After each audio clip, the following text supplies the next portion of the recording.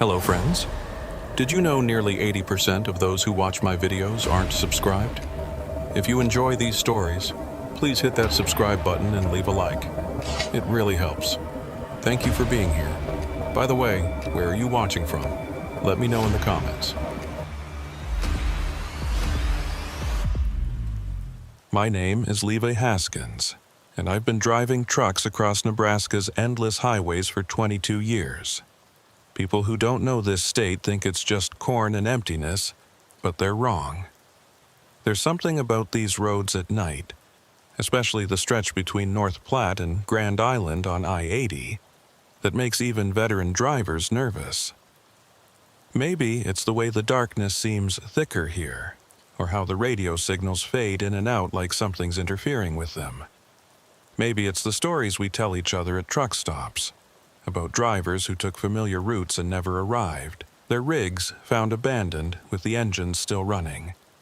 I learned to respect these roads early in my career. My first trainer, an old-timer named Wallace, told me something I never forgot. Nebraska highways don't forgive mistakes, and they sure as hell don't forget faces. You drive these roads long enough, they start recognizing you. And sometimes that's not a good thing. I thought he was just trying to scare the rookie, but after what happened in November 2021, I understand what he meant. The roads do remember, and sometimes they follow you home. It started on a Tuesday night, hauling a load of agricultural equipment from a manufacturer in Kearney to a distribution center in Council Bluffs. The weight was good, about 68,000 pounds, perfectly legal with my permits. The weather forecast showed clear skies, which in November meant cold but dry. I'd made this run probably 300 times over the years, knew every mile marker, every rest stop, every speed trap. The Freightliner Cascadia was running smooth, just had her service the week before. New tires, fresh fluids, everything by the book. I pride myself on maintenance. A well-maintained truck is a safe truck, and safety is what keeps you alive out here. I left Kearney at 9 p.m., planning to reach Council Bluffs by 2 a.m. The first hour was routine. Light traffic, mostly other commercial vehicles. The temperature gauge showed 28 degrees outside, cold enough to keep you alert but not dangerous. I had a thermos of black coffee, a bag of beef jerky, and an audiobook about World War II playing through the speakers. The kind of night I actually enjoyed. Just me, the truck, and the open road. No dispatcher breathing down my neck, no tight deadline, no complications. Around 10:30 p.m., passing through Grand Island, I noticed the first vehicle. A dark sedan, looked like a Crown Victoria or similar, about a quarter-mile back. Nothing unusual about that. Lots of cars on I-80, even at night. But this one matched my speed exactly. When I pushed to 70, it pushed to 70. When I eased back to 65, it did the same. Still, I didn't think much of it. Sometimes drivers unconsciously pace trucks, especially at night. Gives them a sense of security, following those bright tail lights through the darkness. By the time I reached the Aurora exit, about 40 minutes later, the sedan was still there. Same distance, same speed. That's when the first prickle of unease hit. I'd changed lanes several times, adjusted speed, even pulled into the right lane and slowed to 60 to let them pass. But they didn't pass, just hung back there, maintaining that exact quarter-mile gap. I could see their headlights in my mirrors, steady as a heartbeat. I grabbed my CB radio, switched to channel 19. Breaker, breaker, this is eastbound at mile marker 332. Anybody else seeing this dark sedan? Been pacing me for 50 miles. The response was static, then a couple of truckers confirming they were too far ahead or behind to see. One driver, though, said something that made my skin crawl. "Careful out there, driver. Had a friend get followed through Nebraska last month. Never found out who it was, but they stayed with him all the way to his delivery. Spooked him so bad he changed routes for a month." The sedan continued following as I passed through York. By now, I was definitely nervous. I'd been driving long enough to know the difference between coincidence and intention. This was intention. I decided to test it. There was a rest area coming up near Seward. I'd pull in, see what they did. If they pulled in too, I'd know for sure something was wrong. If they kept going, I could chalk it up to paranoia and weird timing. I signaled early, giving plenty of warning, and took the exit to the rest area. It was one of the newer ones, well lit, with separate truck and car parking. A few rigs were already parked for the night, drivers catching their mandatory rest. I pulled into a spot where I could see the entrance in my mirrors and kept the engine running. The sedan took the exit too. My heart rate picked up. But instead of following me to the truck parking, it went to the car area, parked under a light pole, and sat there, engine running, visible exhaust in the cold air. I waited 5 minutes. 10. The sedan didn't move. Nobody got out. I couldn't see through their windows from this distance, but I could feel them watching. Finally, I decided to move. I pulled out of the rest area and back onto I-80. Sure enough, within 30 seconds, those headlights appeared in my mirrors again. Same distance, same pace. But now I knew it wasn't coincidence. I was being followed. The rational part of my brain tried to find explanations. Maybe it was DOT doing some kind of surveillance. Maybe it was a private investigator mistaking me for someone else. Maybe it was just some weird coincidence, a driver going to the same destination who happened to stop when I stopped. But the experienced part of my brain, the part that had kept me alive for 2 decades on these roads, knew better. This was something else, something deliberate, something wrong. I called my dispatcher, Janet, even though it was late. She answered on the 3rd ring, sounding tired. "Levi, everything okay with the load?" I explained the situation, trying not to sound paranoid. There was a pause, then she said, "You want me to call state police?" I thought about it, but what would I say? A car is driving the same direction as me on a major interstate? They'd laugh. "No," I told her. "Just wanted someone to know. I'll call back if anything happens." Between Seward and Lincoln, a second vehicle joined the sedan. This one was a pickup truck, dark-colored, maybe blue or black. It positioned itself about a quarter mile ahead of me, matching speed just like the sedan behind. Now I was boxed in. One in front, one behind, both maintaining perfect distance. My mouth went dry. This was coordinated. This was planned. I tried changing lanes suddenly without signaling.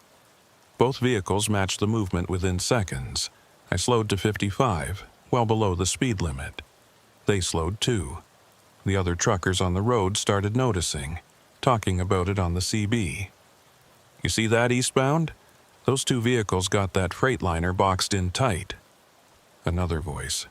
"That ain't right. You need help, driver." But what help could they offer? Ram the vehicles? Call the cops and report suspicious but not illegal driving? As we approached Lincoln, I made a decision. I'd take the bypass, Highway 77 north, instead of continuing on I-80. It was out of my way, would add an hour to the trip, but I needed to know if they'd follow. I waited until the last possible second, then swerved across 2 lanes of traffic to make the exit. Horns blared, tires screeched, but I made it. The sedan tried to follow but missed the exit. The pickup ahead shot past, unable to react in time. For a moment I thought I'd lost them. Highway 77 was darker than I-80, fewer lights, less traffic. I pushed the speed, doing 75 in a 65 zone. Figuring a speeding ticket was better than whatever those vehicles wanted. My hands were shaking slightly on the wheel. In 22 years of driving, I'd dealt with aggressive drivers, bad weather, mechanical failures, even a couple of attempted hijackings. But I'd never felt hunted like this. never felt like prey. 10 miles up Highway 77, I saw them again. Both vehicles. They must have taken the next exit and doubled back, or maybe they knew I'd try this route. The sedan was behind me again, the pickup ahead. Same formation, same distance. But now we were on a smaller highway, less witnesses, fewer exits.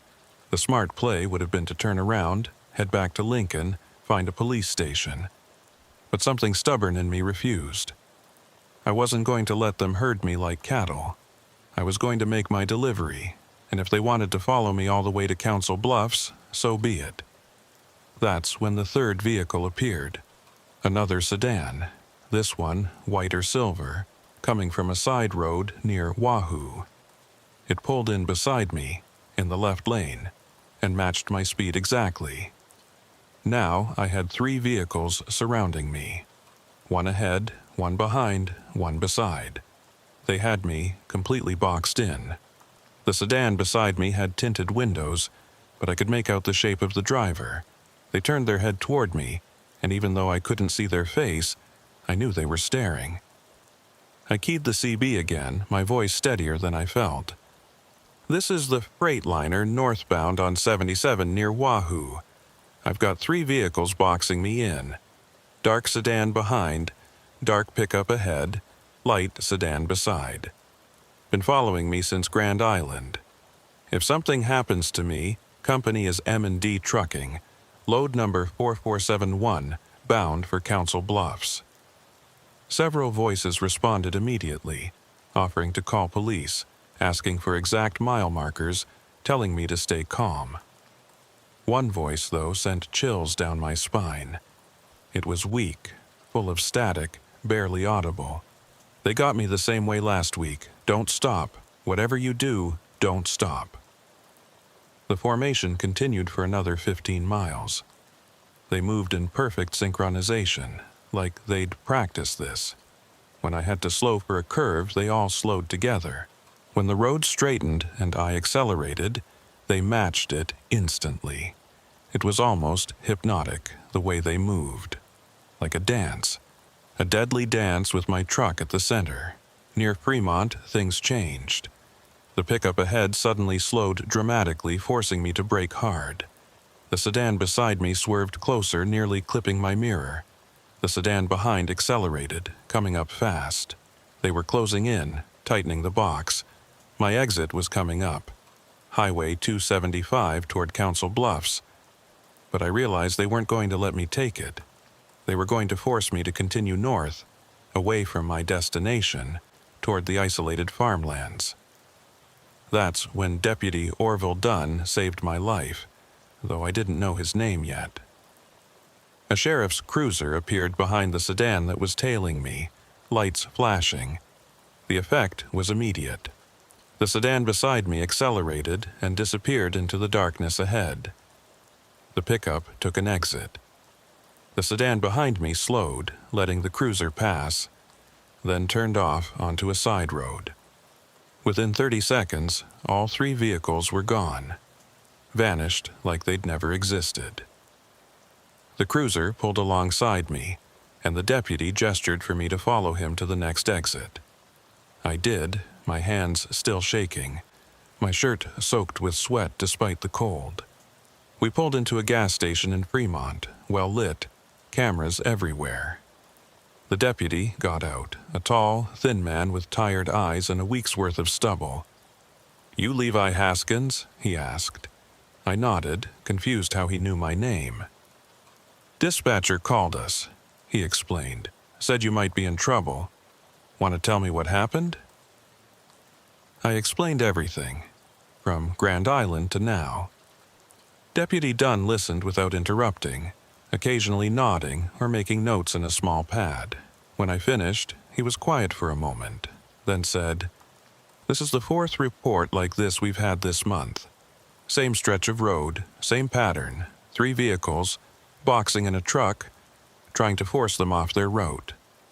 I asked if they'd caught anyone, found out who was doing it. He shook his head. "Vehicles always disappear when we show up. No plates visible on dash cams. like they know exactly where our cameras are and how to avoid them. "What do they want?" I asked, though I wasn't sure I wanted to know the answer. Deputy Dunn looked at me for a long moment like he was deciding how much to tell me. Finally, he said, "We don't know for certain. But the one driver who did stop, who did get forced off the road." He paused, choosing his words carefully. "His truck was found 3 days later in a field near Dodge. He was still in it. Doors locked from the inside. No signs of violence. But he was dead. Coroner couldn't find a cause. Just dead." My blood felt like ice water. "What do you mean, couldn't find a cause?" Deputy Dunn shrugged. "Heart wasn't damaged, no drugs in his system, no wounds, nothing. Like he just stopped living. And there was something else, his logbook, the last entry. All it said was, 'They're in my head.'" I stared at him, trying to process this. It sounded insane. But then again, so did being followed by 3 coordinated vehicles for 100 miles. "What should I do?" I asked. "Can you escort me to Council Bluffs?" Deputy Dunn shook his head. "Out of my jurisdiction once you leave the county, but I can follow you to the county line, and I'll radio ahead to the next department. We'll try to keep eyes on you." It wasn't much, but it was something. I thanked him and got back in my truck, now acutely aware of how vulnerable I was in this metal box, alone on the highway. Deputy Dunn followed me as promised, staying close as we got back on the highway and headed toward Council Bluffs. For 30 minutes, nothing happened. No mysterious vehicles, no coordination, just normal traffic. I started to relax slightly, thinking maybe the deputy's presence had scared them off for good. But as we approached the county line where Deputy Dunn would have to turn back, I saw them again. All 3 vehicles. Waiting on an overpass. Watching. As soon as the deputy's cruiser turned off, they descended the on-ramp and resumed their positions. Front, back, side. But this time something was different. The sedan beside me, the driver's window was down despite the cold, and I could see the driver clearly. It was a woman, young, maybe 30s, with long dark hair. She was staring at me, and her lips were moving, like she was talking, or singing, or chanting. I couldn't hear her over the engine noise, but I could see her mouth forming the same words over and over. The same pattern, the same rhythm. I tried to ignore her, focus on the road, but I couldn't help glancing over. Each time I did, she was still staring, still mouthing those words. And I swear, even though it's impossible, even though there's no way I could have heard her from inside my cab at highway speeds, I started to hear her voice, soft at first like a whisper in the back of my mind, then louder, clearer. She was saying my name. Over and over. "Levi Haskins. Levi Haskins. Levi Haskins." My hands tightened on the wheel. This was impossible. I was imagining it. Had to be. Stress and exhaustion playing tricks. But the voice continued, and now it wasn't just saying my name. It was saying other things. Things only I knew. My daughter's birthday. My ex-wife's maiden name. The street I grew up on. Details of my life that no stranger could know. Details that made my skin crawl and my heart race. I reached for my phone, planning to call 911, screw the jurisdiction issues. But as I did, all 3 vehicles suddenly accelerated and disappeared into the darkness ahead. Just gone, like they'd never been there. The voice in my head stopped too, cut off mid-sentence. I was alone again. Just me and my truck, and the dark highway stretching toward Council Bluffs. I made it to the distribution center without further incident, delivered my load, and thought about staying in Council Bluffs until daylight. But I had another pickup scheduled in North Platte the next afternoon, and I needed to get back. Besides, I told myself, maybe it was over. Maybe they'd had their fun, whatever sick game they were playing, and moved on to torment someone else. I was wrong. So very wrong. The return trip started normally enough. I took I-29 south to I-80 west, figuring a different route might help. The sun was just starting to rise as I left Council Bluffs, painting the sky orange and pink. Morning traffic was picking up, commuters heading to work, normal people living normal lives. I envied them. They didn't know about the things that hunted on these highways at night. They didn't know about the vehicles that moved like pack animals, surrounding and isolating their prey. I stopped for breakfast at a truck stop near the I-29 I-80 interchange. Sat at the counter, ordered eggs and bacon, tried to act normal, but I kept watching the parking lot, looking for those 3 vehicles. Several other drivers were there, and I thought about telling them what happened, warning them. But what would I say that wouldn't sound crazy? Hey, watch out for 3 cars driving in formation. They'll follow you and maybe kill you with their minds? An older driver sat down next to me, a guy named Pete, who I'd seen around for years. He took one look at me and said, "You look like hell, Levi. Rough night?" I nodded, not trusting myself to speak. He leaned in closer, lowered his voice. Was it them? The followers? I turned to stare at him. "You know about them?" He nodded grimly. "Been hearing stories for months. Drivers getting followed through Nebraska, always 3 vehicles, always at night. You're lucky you made it through." "What are they?" I asked, my voice barely above a whisper. Pete shook his head. "Nobody knows for certain. Some say it's organ harvesters. Some say it's a cult. Some say it's something worse." I wanted to ask what could be worse, but I wasn't sure I wanted to know. Pete continued, "Friend of mine, Roy, got followed last month. Said the woman in the car beside him, she wasn't right. Her face kept changing. Like she was wearing different masks, but masks made of skin." I told him about the woman mouthing words, about hearing her voice in my head. Pete went pale. "You heard her? Actually heard her?" I nodded. He pushed his plate away, appetite gone. "Roy heard her too. Said she told him things. Secret things. Things about his past. Things he'd never told anyone." Week later, he quit driving. Sold his truck, moved to Florida. Won't even talk about what happened. "Should I report it?" I asked. "To who?" Pete replied. "Cops think you're crazy. Company thinks you're unreliable. Other drivers." He gestured around the truck stop. "Half of them won't believe you. The other half are too scared to talk about it. No, best thing you can do is change your route. Drive days only, and never, ever stop if you see them again." I finished my breakfast, though it tasted like cardboard, and got back on the road. The sun was fully up now, bright and warming. I-80 westbound was busy with daytime traffic. Normal, safe. I started to relax, thinking maybe Pete was right. Maybe they only hunted at night. Maybe I was safe in daylight. But as I passed through Omaha, I saw it. The white sedan. Sitting in traffic 3 lanes over, matching my speed. The windows were up this time, tinted, but I knew it was them. They were following me in broad daylight now. I kept my speed steady at 65, watching the white sedan in my peripheral vision. It stayed exactly 3 lanes over, never getting closer, never falling back. When traffic forced me to change lanes, it would adjust too, maintaining that precise distance. I tried to get a look at the driver, but the angle in the tinted windows made it impossible. All I could see was the shape of a person, motionless, focused straight ahead.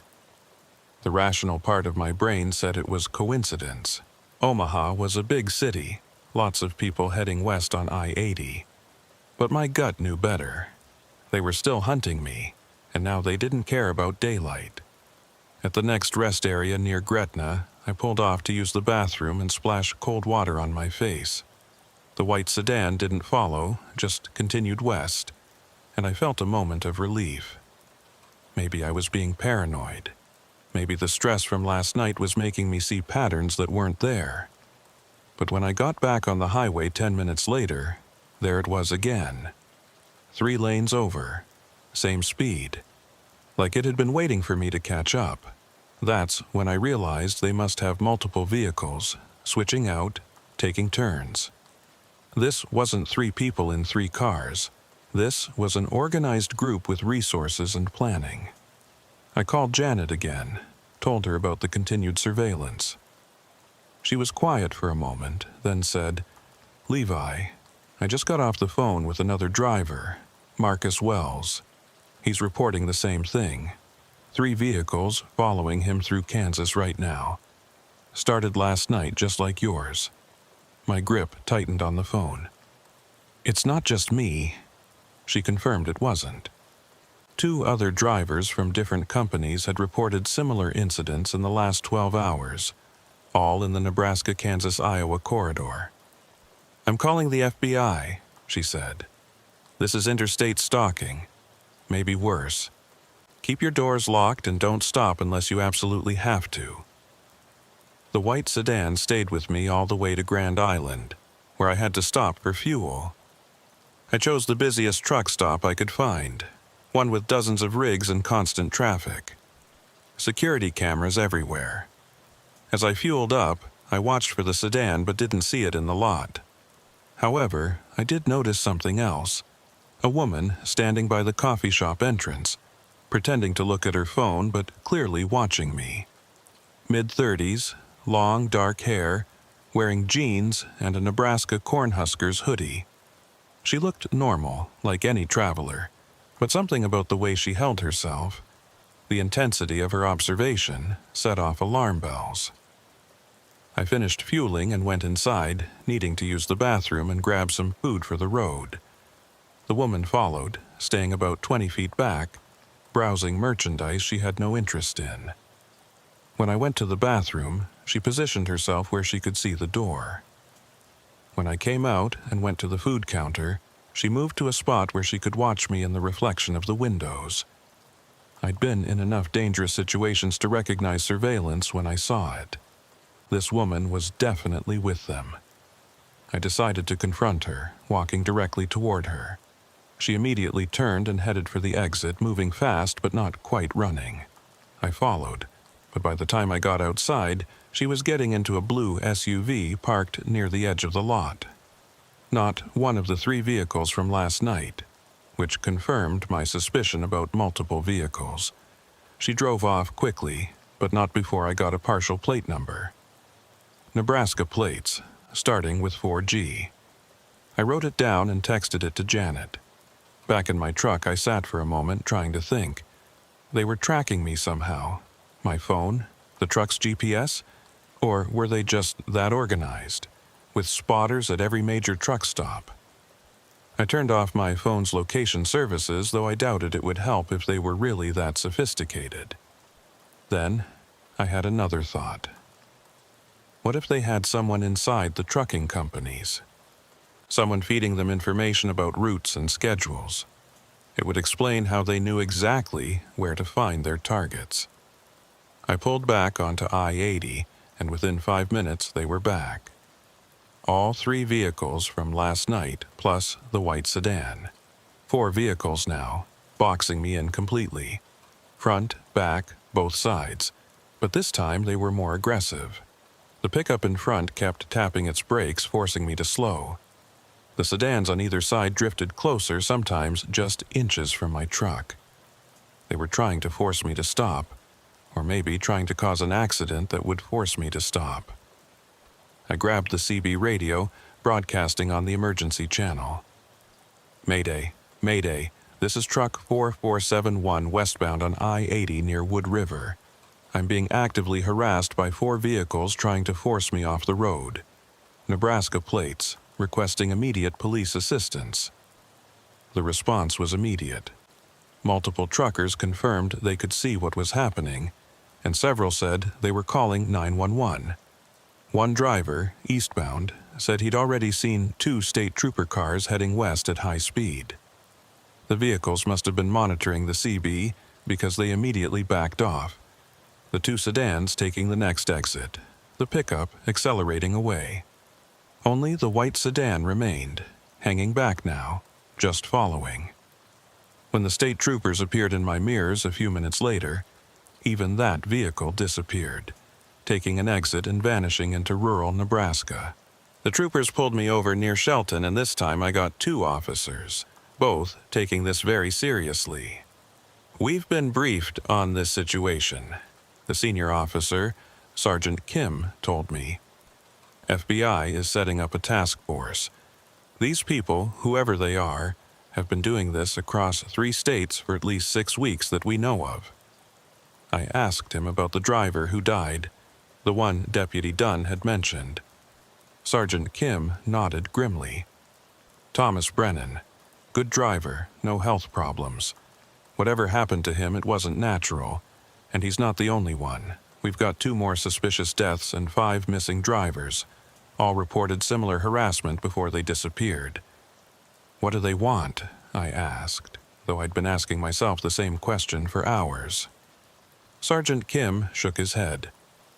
"We don't know yet. It's not robbery. The trucks are found with cargo intact. It's not standard hijacking.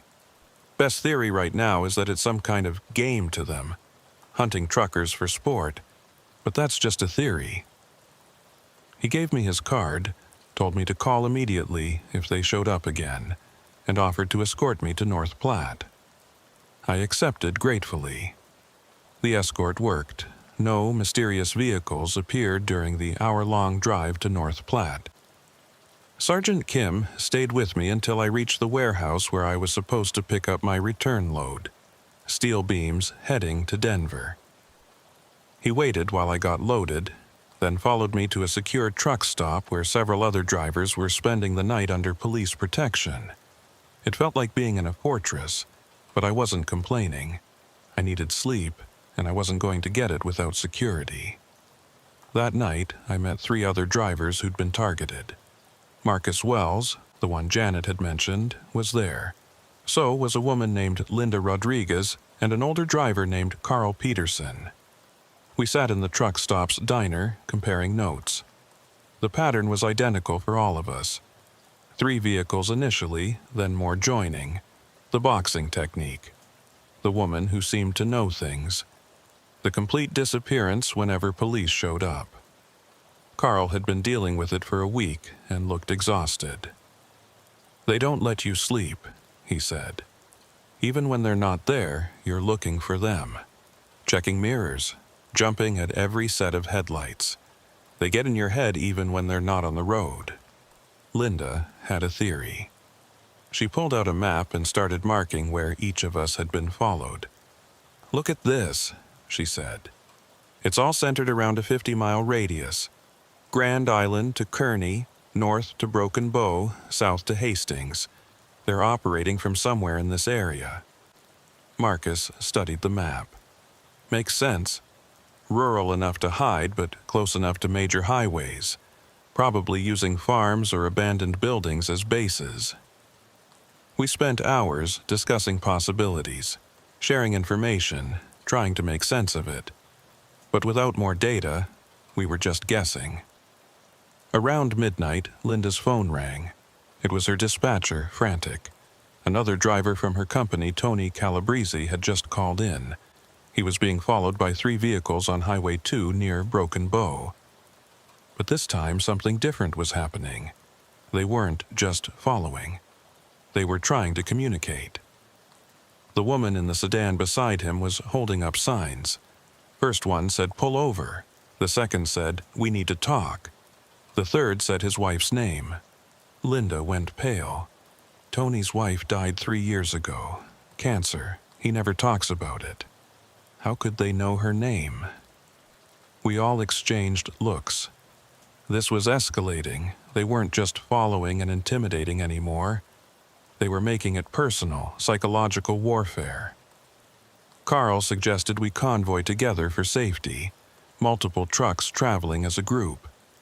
But Marcus pointed out the logistical problems. We all had different destinations, different schedules, different companies. We couldn't stay together long. That's when Deputy Orville Dunn walked into the diner. I recognized him immediately, the same tired eyes and stubbled face from the night before. He saw me and came over. "Mr. Haskins, thought I might find you here. We need to talk."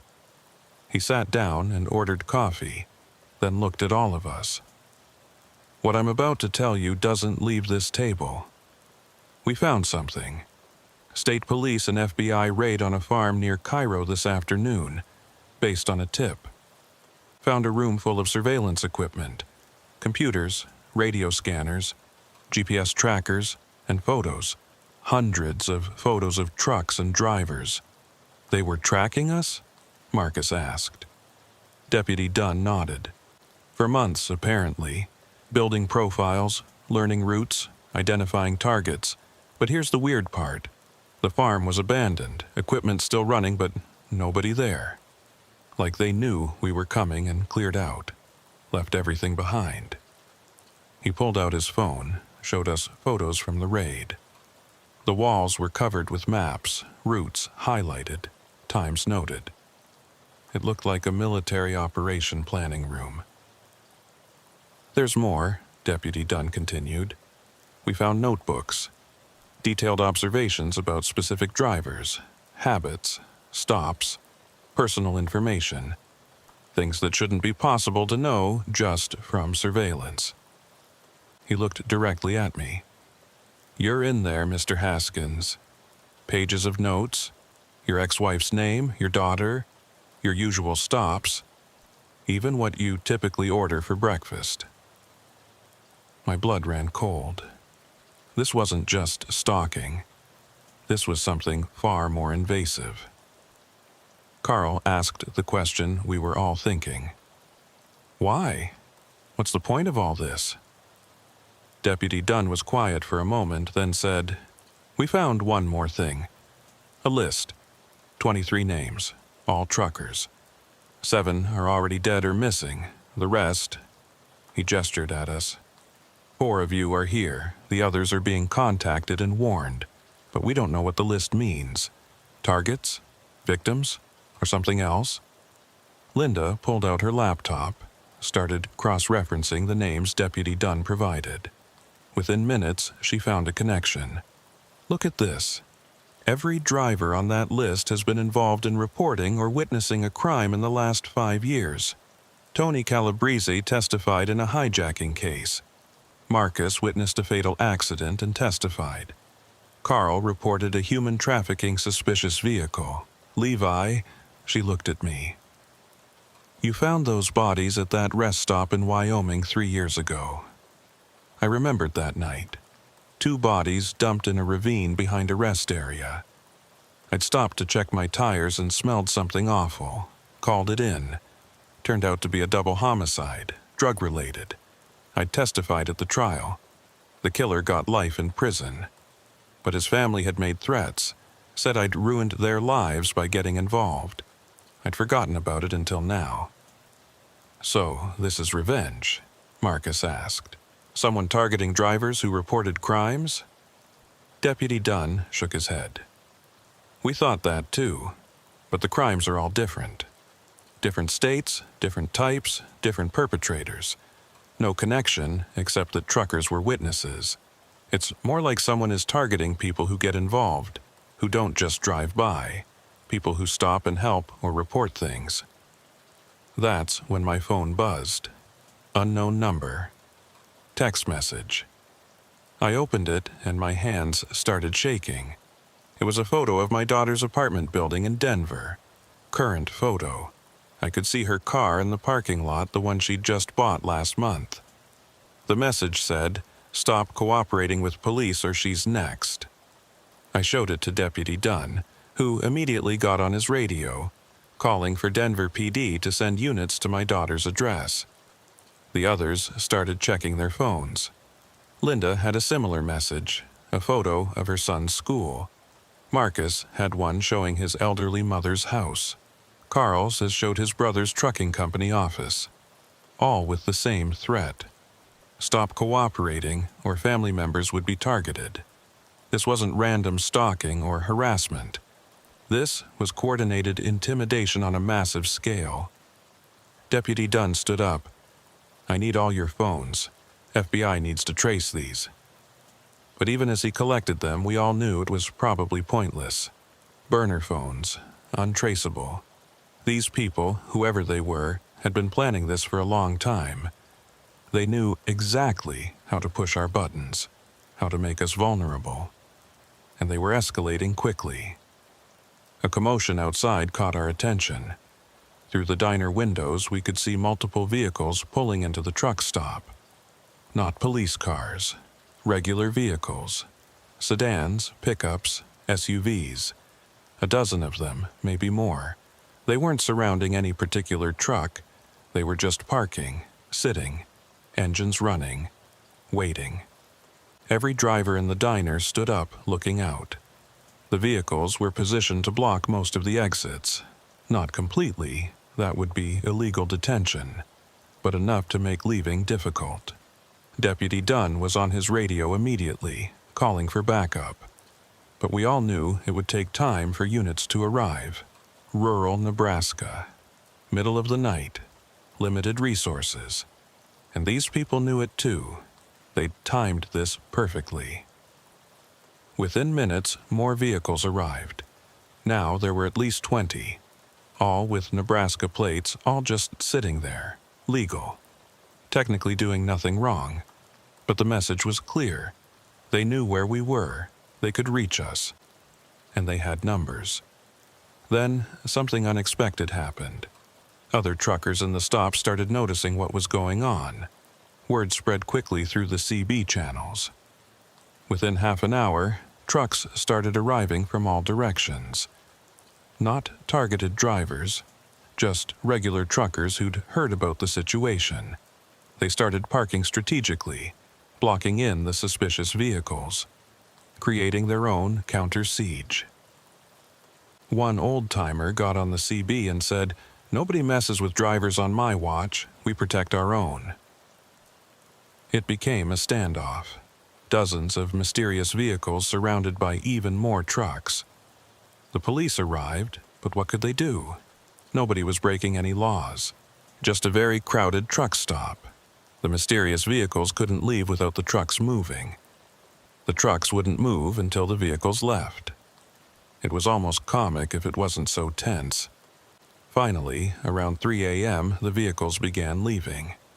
One by one, slowly, they pulled out and disappeared into the night. The truckers stayed until dawn, making sure they were really gone. But I knew this wasn't over. The photo of my daughter's apartment haunted me. These people knew too much, had too many resources, were too organized. This wasn't some random group of criminals. This was something bigger, something with planning and funding and intelligence. And they'd specifically chosen truckers as targets. Why? Because we're isolated? Because we're vulnerable on the road? Or because we see things, know things, transport things that others don't? Deputy Dunn had been making calls all night. As the sun came up, he pulled me aside. "Your daughter is safe. Denver PD has her in protective custody. Same with the other family members. But we need to be smart about this. These people, whoever they are, they're not going to stop. We need to find them before..." He didn't finish, but I knew what he meant. Before someone else ended up like Thomas Brennan, dead in their truck with no explanation. "There's a woman," I said, suddenly, remembering the voice from the night before, the woman in the sedan who'd been mouthing words. The one who was in the car beside me. She knew things, personal things. If we can find her..." Deputy Dunn nodded. "Description?" I gave him every detail I could remember.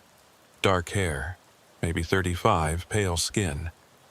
There was something about her eyes, something intense and unsettling. But those details could fit thousands of women. Then Linda spoke up. I saw her too. Same woman, I think, but I noticed something else. She had a tattoo on her neck. Small, looked like numbers. Marcus confirmed he'd seen it too. Like a date, he said. Or coordinates. Deputy Dunn wrote it all down. It wasn't much, but it was something. A identifying mark, something to look for on surveillance cameras and databases. The FBI arrived that morning. 3 agents in dark suits, looking serious and efficient.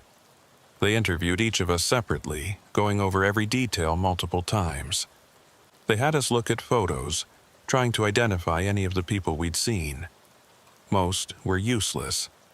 But then I saw her. Not a current photo, but an old one. Maybe 10 years old. The woman from the sedan, but younger. Her name was Nora Caldwell, former Army intelligence. Discharged in 2014 for unspecified reasons. You're sure this is her? The lead agent, Special Agent Brooks, asked. I was certain. Same face structure, same intense eyes. Who is she? I asked. Brooks hesitated, then said, someone we've been looking for. She was involved in a private military contractor scandal in Afghanistan. Interrogation techniques that crossed lines. When she was discharged, she disappeared. We suspected she was doing private intelligence work, corporate espionage maybe, but this, targeting truckers, this doesn't fit her profile. Unless someone hired her, Linda suggested. Someone with a grudge against truckers, or against these specific truckers. Brooks nodded. That's what we're thinking. This isn't random. Someone paid for this operation. The surveillance equipment alone would cost hundreds of thousands. The personnel, the vehicles, the coordination. This is a funded operation. Carl, who'd been quiet most of the morning, suddenly spoke up. What about the trucking companies? Someone trying to hurt the industry? Create fear? Make drivers quit?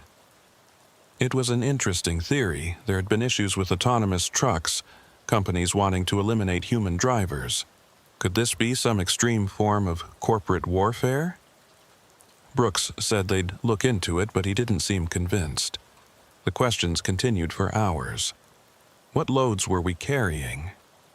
Had we noticed anything unusual in the weeks before the stalking started? Had we been approached by anyone offering different jobs, asking about our routes, showing unusual interest in our work? Most of the answers were no. We were just regular drivers doing regular runs. Nothing special about any of us except that we'd all witnessed or reported crimes at some point. That afternoon, something broke in the case. The farm where they'd found the surveillance equipment, the owner had been identified. It was a shell company, but they'd traced it back. The ultimate owner was a logistics corporation based in Chicago, a company that specialized in supply chain management and transportation consulting. The CEO was a man named Richard Brennan, the same last name as Thomas Brennan, the driver who died. But Thomas didn't have any relatives named Richard that anyone knew of. More digging revealed the truth. Richard Brennan wasn't related to Thomas, but he was connected to one of the crimes we'd all witnessed or reported. 5 years ago, his son had been arrested for drug trafficking after Carl Peterson reported suspicious activity at a way station. The son got 20 years in federal prison. Richard Brennan's company had lost contracts, reputation destroyed by association. He'd blamed the trucker who'd reported it, blamed all truckers who interfered in things that weren't their business. So, this is all revenge? I asked Brooks. One man's vendetta against truckers who report crimes? Brooks shook his head. It's bigger than that. Brennan had partners, former military, former intelligence, people with skills and grudges. They've created a network, and we think the stalking is just phase 1, testing responses, learning patterns. The real operation hasn't started yet. What's the real operation? Linda asked. Brooks was quiet for a moment, then said, We found plans on one of the computers, coordinated attacks on trucking infrastructure. Not physical attacks, psychological. Make drivers too afraid to work, disrupt supply chains, create shortages, profit from the chaos. It sounded like a bad movie plot, but the evidence was there. Maps of crucial trucking routes, timetables for maximum disruption, financial documents showing short positions on trucking companies' stocks. The FBI moved us to a safe house that afternoon, an old motel on the outskirts of Grand Island that they'd commandeered. 4 targeted truckers under federal protection, our rigs parked in a secured lot nearby. It felt surreal, like something out of a movie, but the armed agents at every entrance reminded us this was very real. Richard Brennan was still at large, and his network was bigger than anyone had initially thought. Brooks showed us surveillance photos from Chicago, Denver, Kansas City, former military contractors, discharged intelligence officers, even a few corrupt cops, all connected to Brennan's operation. My phone rang constantly. Other drivers checking in, wanting to know what was happening. The trucking community is tight-knit, and word had spread fast. Every driver in the Midwest was on edge, watching their mirrors, suspicious of every vehicle that followed too long. Janet called to tell me that 3 major trucking companies had already implemented new security protocols. Check-in requirements every 2 hours, panic buttons in all cabs, GPS tracking with alerts for any unplanned stops.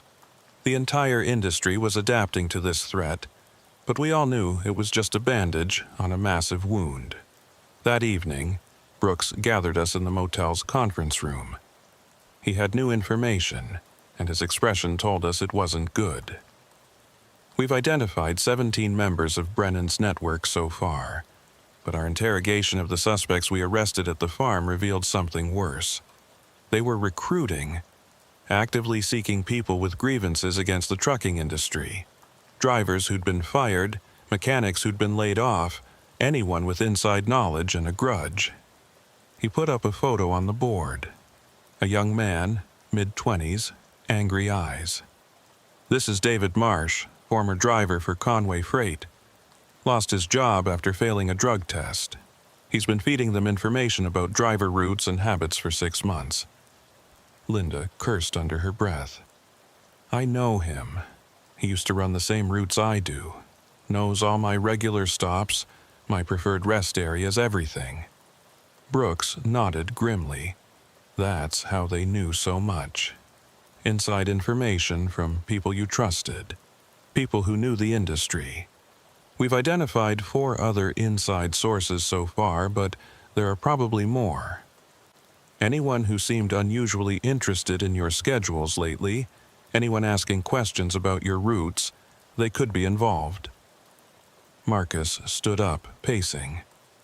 So we can't trust anyone? Every driver we meet could be working for them? Brooks didn't answer directly, but his silence was confirmation enough.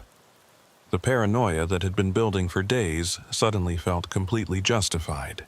If they had people inside the trucking companies, inside the truck stops, maybe even inside law enforcement, then nowhere was truly safe.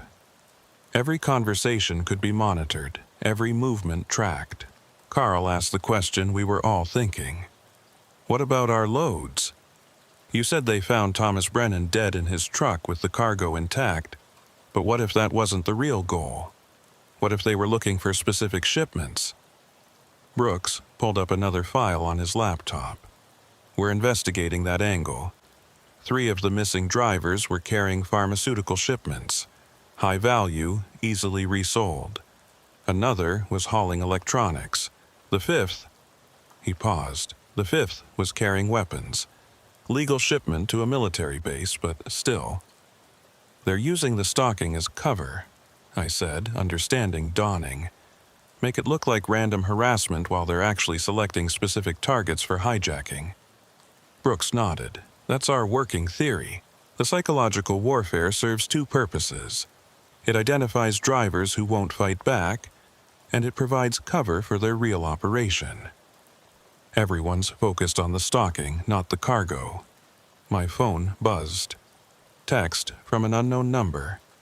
This time, it wasn't a threat. It was an offer. $50,000 to deliver your next load to a different location. No questions, no consequences, just a simple detour. I showed it to Brooks immediately. He grabbed the phone, already calling his tech team to trace it. But we all knew they'd use burner phones, VPNs, untraceable methods. Still, the offer was interesting. They were trying to turn us, make us complicit. Within minutes, the others received similar texts. Different amounts. Linda was offered $70,000, Marcus $60,000, Carl $45,000. They knew our financial situations, knew who was struggling with bills, who had kids in college, who was close to retirement without enough savings. The amounts were calculated to be tempting but not suspicious, just enough to solve our immediate problems. This changes things, Brooks said. They're not just trying to scare drivers anymore. They're trying to corrupt them, turn the industry against itself. He made several calls, his voice urgent. When he hung up, his face was grim. 3 drivers have already taken deals like this, delivered loads to wrong locations in the last week. The cargo disappeared, insurance claims filed, nobody suspected anything because the drivers had clean records. The door opened, and Deputy Dunn walked in, looking exhausted. He'd been up for probably 48 hours straight, coordinating with state police.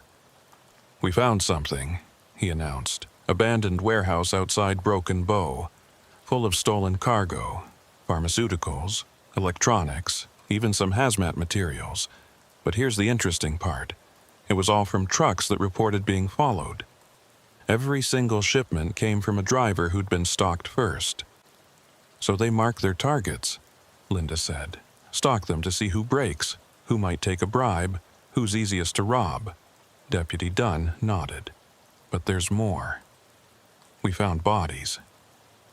The room went silent. 3 men, all shot execution style. We've identified them. They were drivers who initially took bribes, but then tried to back out or report it. Brennan's network doesn't tolerate loose ends. I felt sick. This wasn't just about revenge or profit anymore. This was organized crime at its worst, using murder to maintain silence. Brooks stood up, his expression deadly serious. "We're moving you tonight, all of you.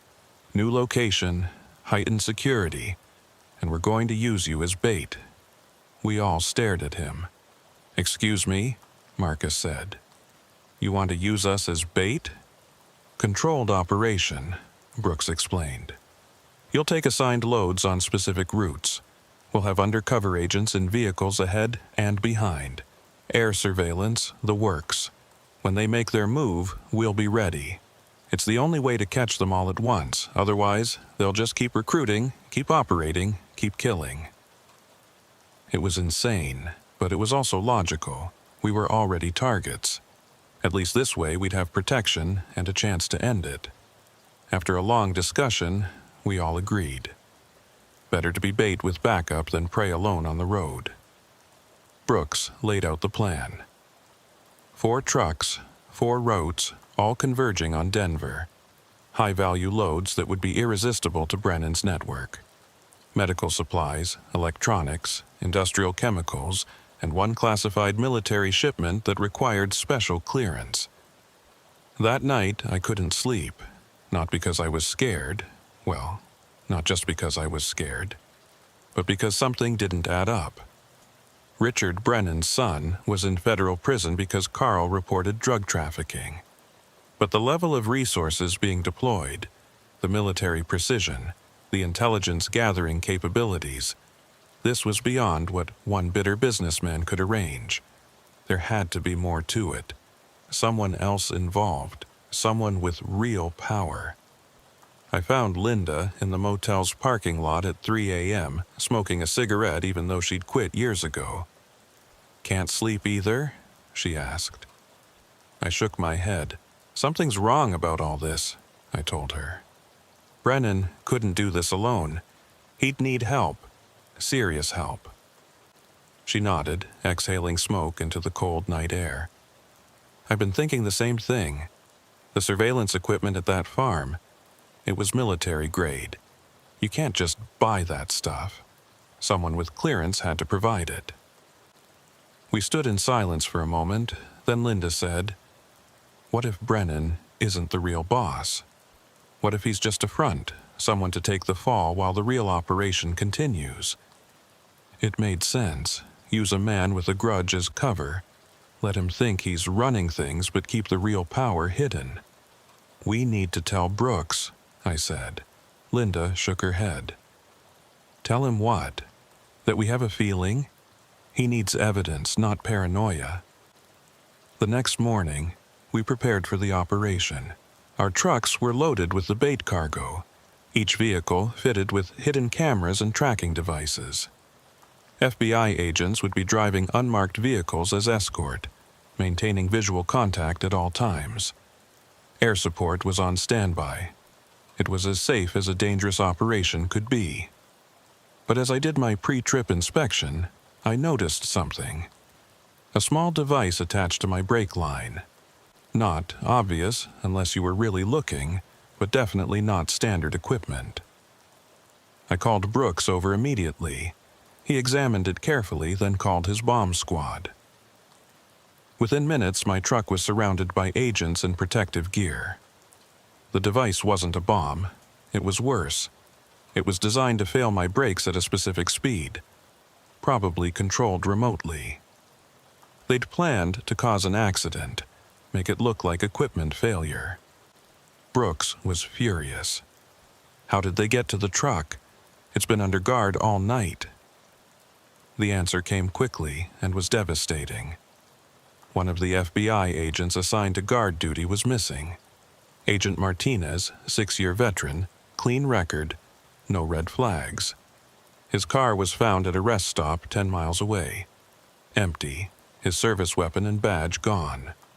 Either he'd been compromised or he'd been dirty from the start. Either way, Brennan's network had infiltrated federal law enforcement. The operation was compromised before it even started. Brooks wanted to abort, but I had an idea. Let them think we don't know. Fix the brake line, but make it look like we haven't found it.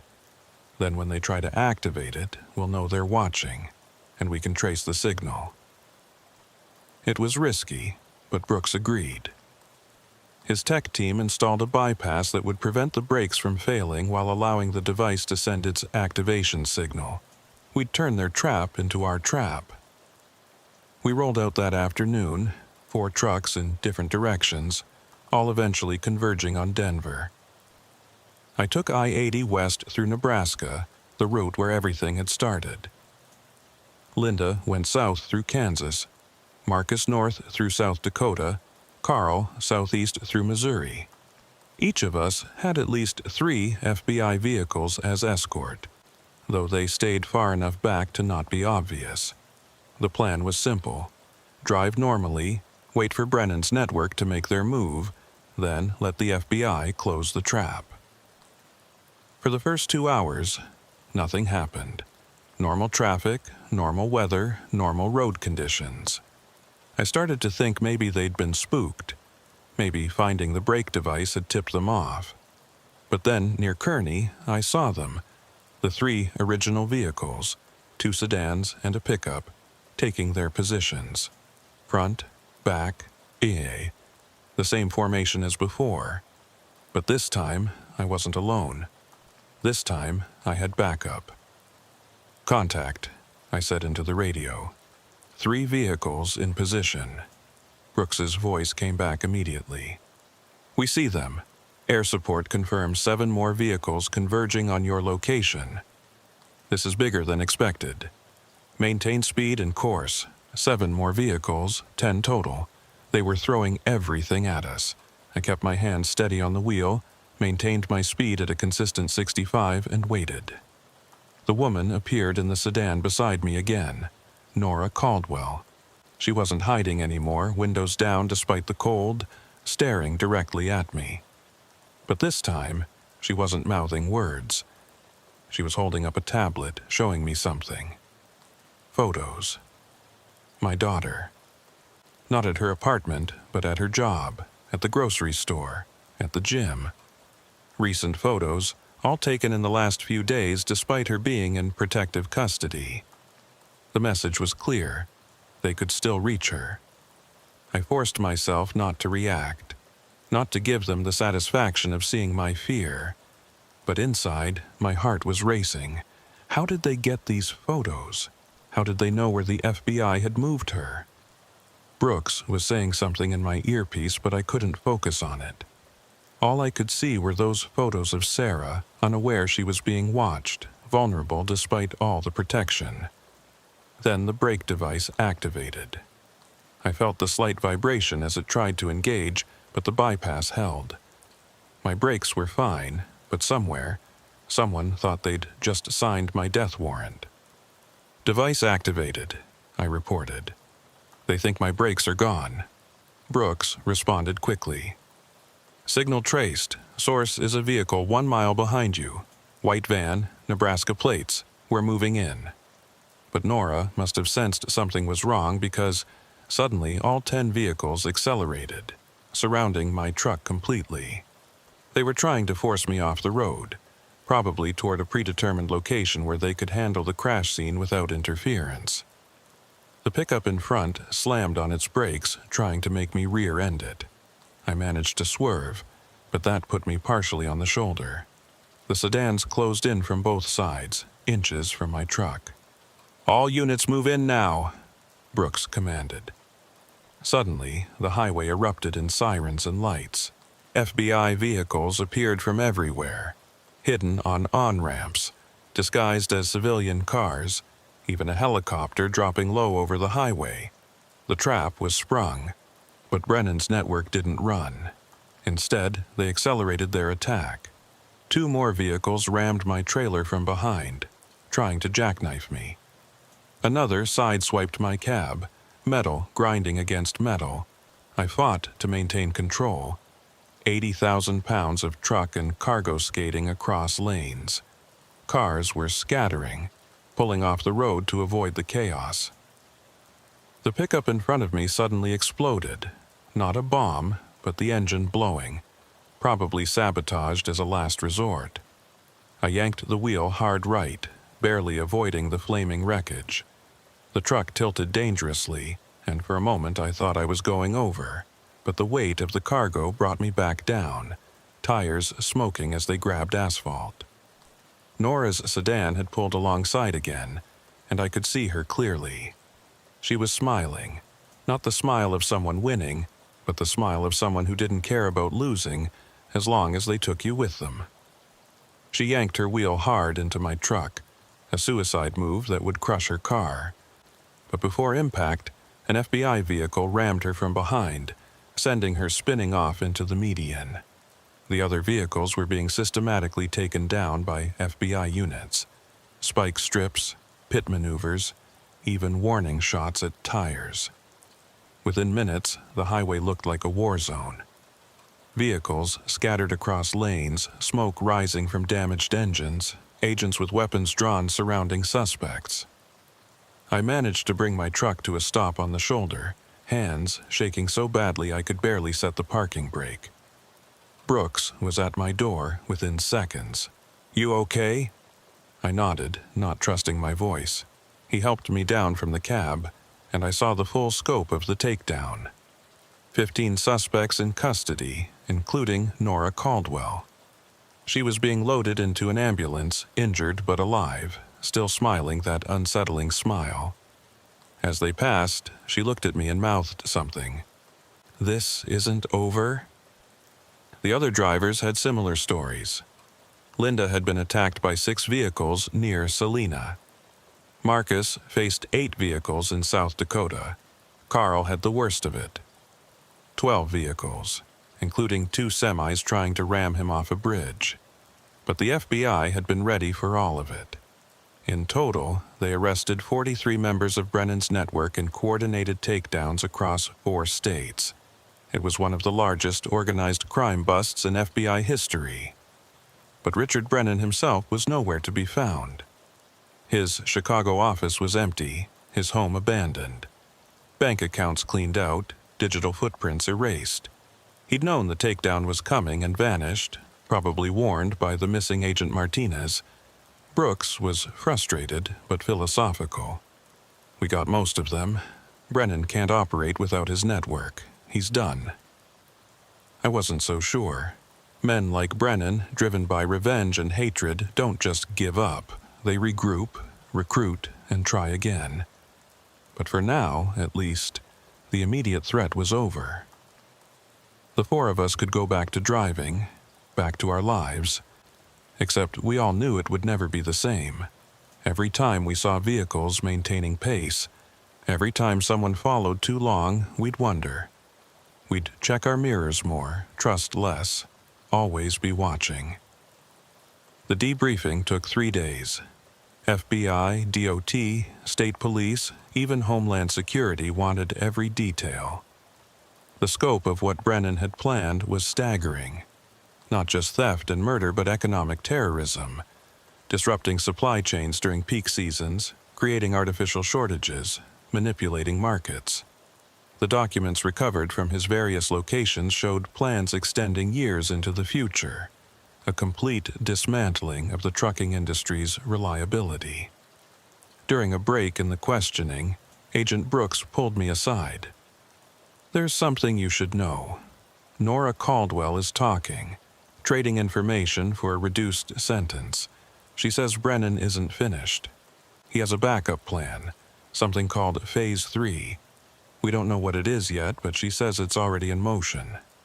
My blood ran cold. "What does that mean?" Brooks shrugged. "Could be bluster. Could be real. Either way, we're taking it seriously. You and the others will have federal protection for the foreseeable future." That night, in my motel room, I got a call from Sarah, my daughter. She was okay, scared but safe. The FBI had moved her twice more after those photos surfaced, and she was now in a location so secure even I didn't know where it was. "Dad, when will this be over?" she asked. I didn't have a good answer. "Soon, honey. They caught most of them. It's almost done." But even as I said it, I wondered if it would ever really be done. Linda knocked on my door around midnight. She had her laptop and a concerned expression. "I've been digging into Richard Brennan. Something Brooks said bothered me. How did Brennan afford all this? His company was successful, but not 43-person private army successful." She showed me financial records she'd somehow accessed. "Look at this. 6 months before the stalking started, Brennan received a series of payments. $50 million total, all from offshore accounts. Someone funded him," I said, understanding immediately. Someone wanted this to happen and used Brennan as the front man. Linda nodded. "But who? And why?" We spent hours going through possibilities. Competing logistics companies, foreign actors wanting to disrupt American infrastructure, criminal organizations looking to control trucking routes. But nothing quite fit.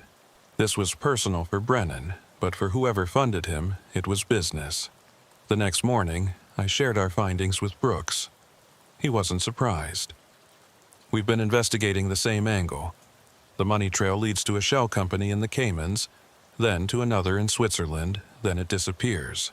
Professional money laundering. But we did find one interesting connection." He pulled up a file on his tablet. 6 of the arrested suspects have previous connections to a private military company called Savage Solutions. Heard of them? I hadn't, but Linda had. They were in the news a few years ago. A scandal in Iraq.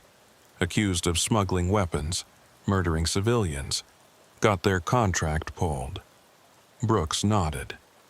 The company dissolved, but the personnel scattered.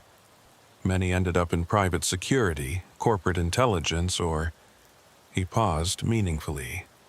Organized crime. We think someone at Savage Solutions saw an opportunity in Brennan's revenge plan and decided to fund it. But why target truckers? Carl asked. He'd been quiet through most of the briefings, but this had caught his attention. Brooks pulled up another file. Trucking is America's circulatory system. Everything moves by truck at some point. Control trucking, and you control the economy. Imagine if a criminal organization could guarantee that certain shipments would be delayed, destroyed, or diverted. They could manipulate stock prices, create shortages, extort companies. It's worth billions if done right. The full picture was becoming clear. This wasn't just about revenge. It was about creating a criminal infrastructure within the trucking industry. Use fear to drive out honest drivers, replace them with corrupted ones, and eventually control the entire supply chain. It was ambitious, ruthless, and terrifyingly possible. If we hadn't stopped it when we did, if Brennan had been given another year to operate, it might have succeeded. But something still bothered me. The missing Agent Martinez. He hadn't been found, dead or alive. His accounts hadn't been touched, his credit cards unused. It was like he'd simply vanished. What if Martinez wasn't corrupted? I said suddenly. What if he was eliminated because he found something?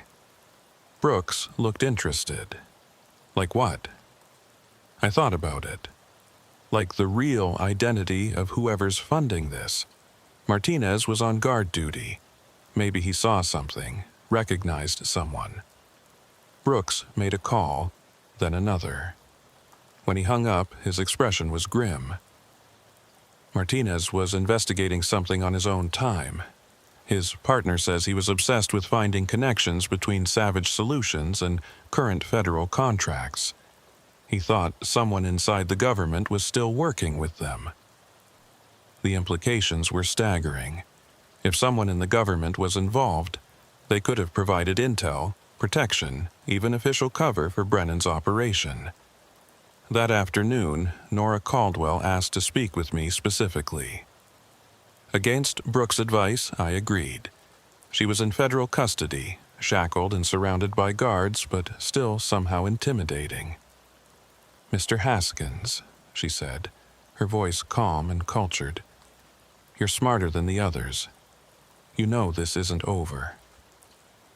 I stayed silent, waiting. She smiled. Richard Brennan was a useful fool, angry, motivated, but ultimately disposable. The real operation continues with or without him. "What operation?" I asked. She leaned forward as much as her shackles allowed. "The reconstruction of American logistics under new management." Brennan thought it was about revenge. The FBI thinks it's about crime. But it's about revolution. Changing who controls what, moves where. I wanted to dismiss her as a fanatic, but something in her eyes told me she believed every word. "Who's behind it?" I asked. She laughed. "If I told you, you wouldn't believe me. But watch the news in the coming months. Watch for accidents, shortages, delays, all seemingly random, all actually coordinated." 2 weeks after the arrests, I was back on the road. The FBI had cleared me to return to work, though with conditions. Check in every 4 hours, vary my routes, report anything suspicious immediately. Sarah was still in protective custody, but we could talk daily now. Life was returning to something resembling normal, except for the constant awareness that Richard Brennan was still out there. And according to Nora Caldwell, something bigger was still in motion. I was hauling paper products from a mill in Wisconsin to a distribution center in Omaha. Simple load, familiar route, nothing valuable enough to attract attention. The new security protocols made everything take longer. Electronic logging devices monitored constantly. Panic buttons tested before each trip. GPS tracked in real time by both my company and the FBI. It felt like driving in a cage. But after what we'd been through, nobody was complaining about extra security. The first sign something was wrong came at a way station near Des Moines. The DOT officer, a guy I'd seen dozens of times over the years, was acting strange, nervous. Kept glancing at his phone while inspecting my paperwork. When he handed my documents back, he leaned in close and whispered, "Be careful out there, Haskins. Word is something big is coming down." Before I could ask what he meant, he'd waved me through, already turning to the next truck. I called Brooks immediately. He was still leading the task force, even though most of Brennan's network was in custody. "Could be nothing," he said, but I could hear the concern in his voice. "But I'll check our intelligence. Keep your eyes open." An hour later, he called back. 3 truckers have reported being approached in the last 48 hours. Someone offering big money to transport unmarked containers. No questions asked. All 3 turned it down and reported it, but there might be others who didn't. The pattern was starting again, but different this time. Instead of stalking and intimidation, they were going straight to bribery, trying to build a new network from drivers willing to look the other way for cash. It made sense. With their surveillance operation dismantled, they needed inside help more than ever. But what were they trying to move? Drugs? Weapons? Something worse? Near Council Bluffs, I stopped for fuel at a Flying J. The place was packed, unusual for a Tuesday afternoon. I recognized several drivers, all looking tense, talking in small groups. Linda was there, had just come up from Kansas. "You hear about Marcus?" she asked. I shook my head. Someone tried to hijack his load last night. 3 guys with guns. He managed to lock himself in the cab and call for help, but they got away before cops arrived. More drivers joined our conversation. Everyone had stories. Attempted bribes. Strange vehicles following for a few miles then disappearing. Threatening phone calls. It was like Brennan's network had been a tumor, and removing it had just spread cancer cells throughout the system. Smaller operations, less organized, but more numerous and harder to track. The FBI had created a power vacuum, and every small-time criminal with ambition was trying to fill it. But there was something else. Several drivers mentioned seeing Agent Martinez, the missing FBI agent who'd vanished the night before the big takedown. Different locations, different times, but the descriptions matched. Dark suit, distinctive scar on his left cheek, always watching from a distance. Never approaching, never identifying himself, just observing. If Martinez was alive and free, why hadn't he contacted the FBI? Unless he couldn't, or wouldn't. I decided to take a detour through Omaha, adding an hour to my trip but avoiding the isolated stretches of highway where I'd been stalked before. The city traffic was heavy, stop and go. Frustrating, but safe. That's when I saw him. Agent Martinez standing at a bus stop, watching traffic. Our eyes met for a brief moment and I saw recognition flash across his face. Then he turned and walked quickly away, disappearing into a crowd. I pulled over as soon as I could and called Brooks. "Martinez is in Omaha. I just saw him. Corner of Dodge and 42nd. Brooks was silent for a moment. "That's impossible. Martinez is dead. We found his body 4 days ago in a warehouse in Chicago, shot execution style." My blood went cold. Then, who did I just see? Brooks didn't answer immediately. When he did, his voice was careful. "Describe exactly what you saw." I did. Every detail I could remember. The suit, the scar, the way he walked with a slight limp from an old injury. Brooks cursed. "That's Martinez, or someone who looks exactly like him. I'm sending units to that location now. And Levi, be very careful. If someone's impersonating a dead federal agent, we're dealing with something more sophisticated than we thought." The units found nothing. No trace of Martinez or whoever was pretending to be him. But they did find something else. A van parked nearby, registered to a company that didn't exist. Inside were surveillance photos. Of me, of Linda, of Marcus and Carl, all taken in the last week. Someone was still watching us, still tracking our movements. But who and why? That night, I stayed at a motel in Omaha instead of completing my run. Called dispatch, told them I was sick. They weren't happy, but after everything that had happened, they didn't push. I needed time to think, to process what was happening. Brennan was gone, his network dismantled, but the threat continued, like cutting off a snake's head only to find the body was still moving, still dangerous. Around midnight, someone knocked on my door. I grabbed the tire iron I kept beside the bed, looked through the peephole. It was Martinez, or whoever was wearing his face. He was alone, hands visible, looking directly at the peephole. "Mr. Haskins, I know you're in there. We need to talk. I'm going to slide something under the door. Please read it." An envelope appeared under the door. Inside was a single sheet of paper and a photograph. The photo showed Martinez, the real Martinez, dead, obviously taken at a crime scene. The paper had one paragraph. "I'm Martinez's partner, deep undercover. Can't break cover yet." Brennan was just the tip. "Meet me at the Petro truck stop, back lot, 3 a.m. Come alone, trust no one, including Brooks." It could be a trap. Probably was a trap. But it could also be the key to understanding what was really happening. I waited until 2:45, then drove to the Petro station. Parked where I could see the back lot but also make a quick escape if needed. At exactly 3 a.m., a figure emerged from the shadows. Martinez's face, but younger somehow, moved differently. This wasn't Martinez. He approached slowly, hands visible. When he got close enough, I could see the details. The scar was makeup. The face was similar but not identical. Good enough to fool someone at a distance, but not up close.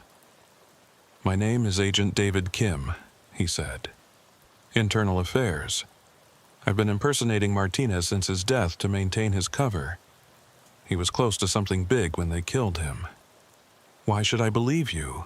I asked, keeping the doors locked, engine running. He pulled out a badge, held it up to the window. It looked real, but badges could be faked. Then he said something that made me believe him.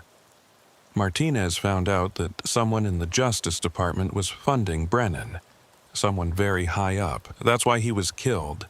That's why I can't break cover. We don't know how deep this goes. "Who?" I asked, though I was afraid of the answer. Kim shook his head.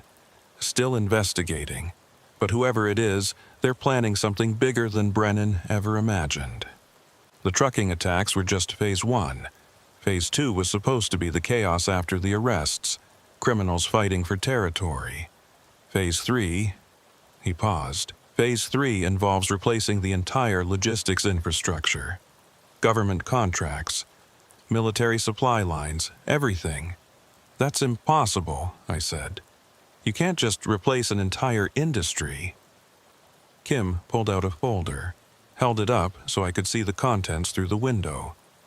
Contracts, government seals, official letterhead. They're not replacing it, they're privatizing it. Emergency authorization, citing the recent attacks as proof that the current system is vulnerable. One company gets all government logistics contracts. Guess who owns that company through about 15 shell corporations? I didn't need to guess. The same people who funded Brennan, who owned Savage Solutions, who had connections throughout the government. This was all planned, I said, understanding finally hitting. Brennan's revenge plot was just cover. Create a crisis, then offer the solution. Kim nodded. Classic problem-reaction solution. And it's working. The vote is next week. Unless we can prove the connection, they'll get everything they want." "What do you need from me?" I asked, though I already knew the answer. Kim looked tired, older than his years. "Evidence. Martinez hid something before he died. Said he gave it to someone he trusted. Someone outside the system. Did he contact you? Give you anything?" I shook my head, but then remembered something. The DOT officer at the way station. His warning, his nervousness. There's a DOT officer in Des Moines. He was acting strange, warned me something big was coming. Maybe Martinez contacted him? Kim wrote down the information. "I'll check it out. In the meantime, be very careful. They know the FBI is protecting you, but they have people inside. Brooks is clean, but his team might not be. Trust no one completely." He started to leave, then turned back. "Mr. Haskins, what you and the others did, standing up to them, it saved lives. But the war isn't over. It's just beginning." After he left, I sat in my truck for an hour, trying to process everything. If Kim was telling the truth, we'd stumbled into something massive. A conspiracy to control American logistics, starting with a manufactured crisis. Brennan had been a patsy. His genuine revenge motive used to hide a larger agenda. And now, with him gone and his network dismantled, the real players were moving forward with their plan. I called Linda, woke her up, told her everything. She was silent for a long moment, then said, "We need to meet. All four of us. Compare notes. If Martinez contacted one of us, we need to know." We arranged to meet the next day in Des Moines, at a truck stop we all knew. Public place, lots of witnesses, as safe as anywhere could be. The next morning, I completed my delivery in Omaha, then deadheaded to Des Moines. The others were already there when I arrived. Carl looked exhausted, had been driving nights to avoid daytime traffic where he felt exposed. Marcus was jumpy, kept checking his mirrors even while we sat in the diner. Linda had her laptop out, researching the company Kim had mentioned. Secure Logistics Solutions. Brand new, but with an impressive board of directors, former generals, intelligence officials, even a senator. "Look at this," Linda said, turning her screen toward us. "They've already got preliminary contracts worth $2 billion, all contingent on the emergency authorization. If that vote passes, they become the exclusive provider for all government shipping." Carl whistled low. "That's every military base, every federal building, every disaster relief shipment. They'd control it all." Marcus had been quiet, but suddenly spoke up. "I got a package yesterday. No return address.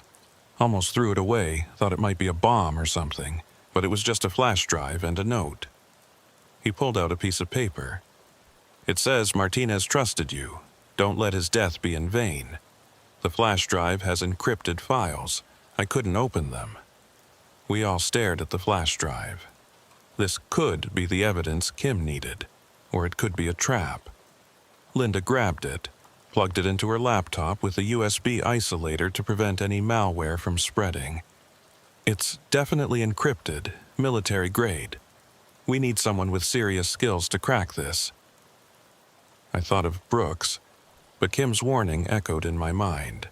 Trust no one completely. "I know someone," Carl said unexpectedly. "My nephew. Works for a tech company, used to be military intelligence. He could probably crack it." It was risky, bringing in someone new. But we were running out of options. The vote was in 5 days. If Secure Logistics Solutions got those contracts, they'd have legal authority over vast swathes of American infrastructure. We drove to Carl's nephew's place in Ames. Tommy was young, maybe 28, but had the focused intensity of someone who'd seen too much, too young. When we explained the situation, he didn't seem surprised. "I've been tracking Savage Solutions for years," he said. "They didn't disappear after Iraq. They just rebranded, split into cells. This is exactly the kind of operation they'd run. It took him 3 hours to crack the encryption. When he did, we all gathered around the screen. The files were explosive. Financial records showing payments from a deputy attorney general named Harold Morrison to Brennan's accounts. Communications between Morrison and the CEO of Secure Logistics Solutions. Plans dated 2 years ago, long before Brennan's attacks, outlining the entire operation. Create a crisis in the trucking industry. Use it to justify emergency privatization. Funnel all government logistics through a single company they controlled. But there was more. A list of targets. Not just truckers who'd witnessed crimes, but union leaders, independent owner-operators who'd refused buyout offers, anyone who might oppose the privatization. Over 200 names, some marked as neutralized. We recognized those as drivers who'd died or disappeared. Others marked as pending, including all 4 of us. "We have to get this to someone," Linda said. "The media, the FBI, someone. But who could we trust? If a deputy attorney general was involved, how deep did the corruption go?" Tommy had an idea. Release it everywhere at once. WikiLeaks, major newspapers, social media. Make it impossible to suppress. It was risky. We could be arrested for possessing classified information. But doing nothing meant letting them win. We spent the next day preparing. Tommy created encrypted copies, set up anonymous drop boxes, prepared a massive data dump. Linda wrote a summary explaining the connections in layman's terms. Marcus and Carl reached out to trusted journalists, setting up meetings. I contacted Brooks, carefully, feeling him out. When I mentioned Morrison's name, there was a long pause. "Where did you hear that name?" he asked. I told him we had evidence. Another pause. "Bring it in, immediately. Trust no one else." But something in his voice was off. Too eager, too insistent. I made an excuse, said I'd come in the next morning. Then I called Kim using the number he'd given me. "Brooks might be compromised," I said.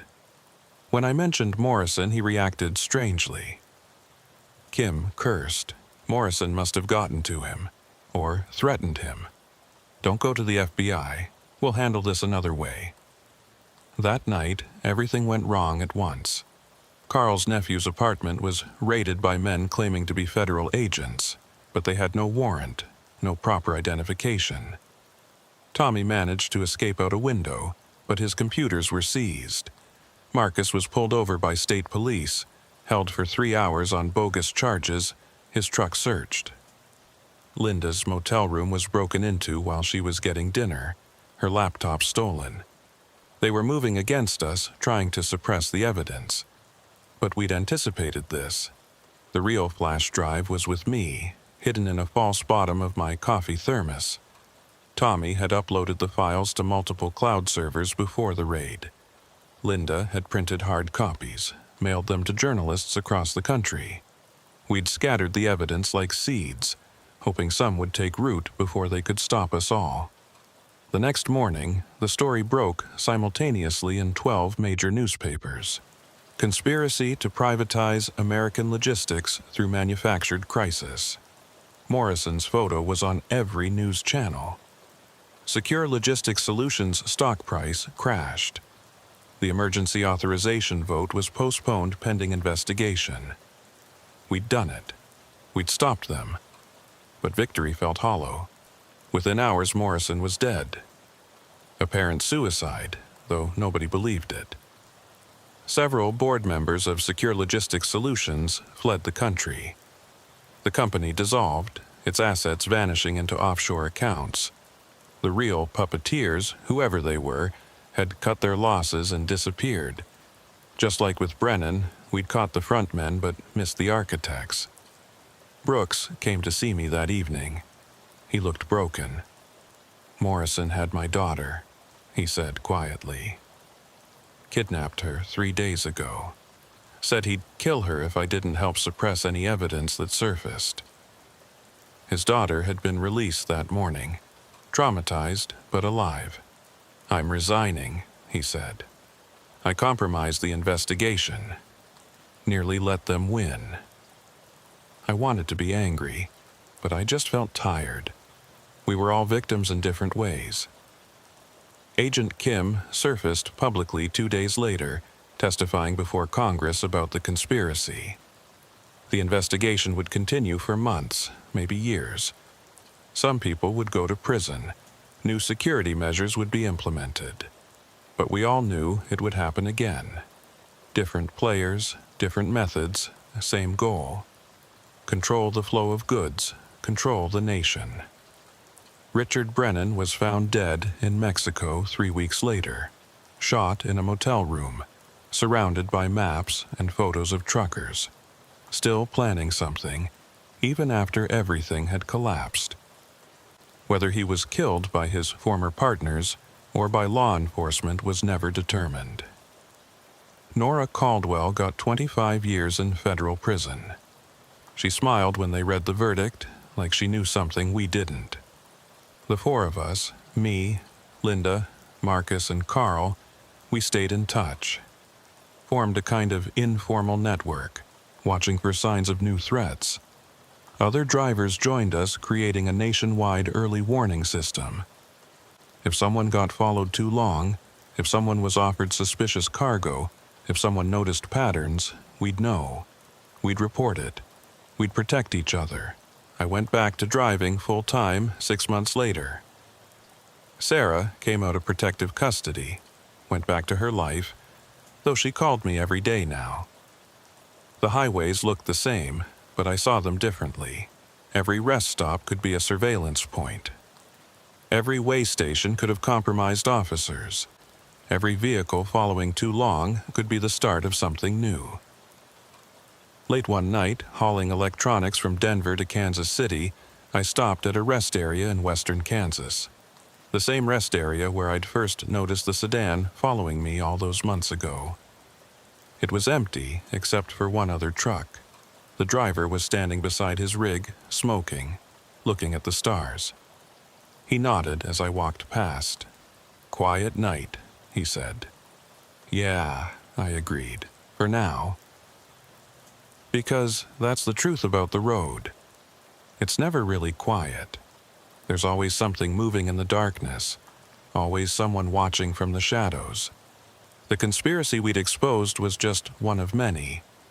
A single thread in a vast web of corruption and crime that used America's highways as its arteries. We'd won a battle, but the war continued every night, every mile, every load. Tommy, Carl's nephew, started a tech company focused on trucking security, created apps for drivers to report suspicious activity, encrypted communication systems, panic buttons that couldn't be jammed. The industry adapted, evolved, became harder to infiltrate. But the predators evolved too, found new ways to hunt, new vulnerabilities to exploit. Linda wrote a book about our experience. It became a bestseller, sparked congressional hearings, led to new regulations.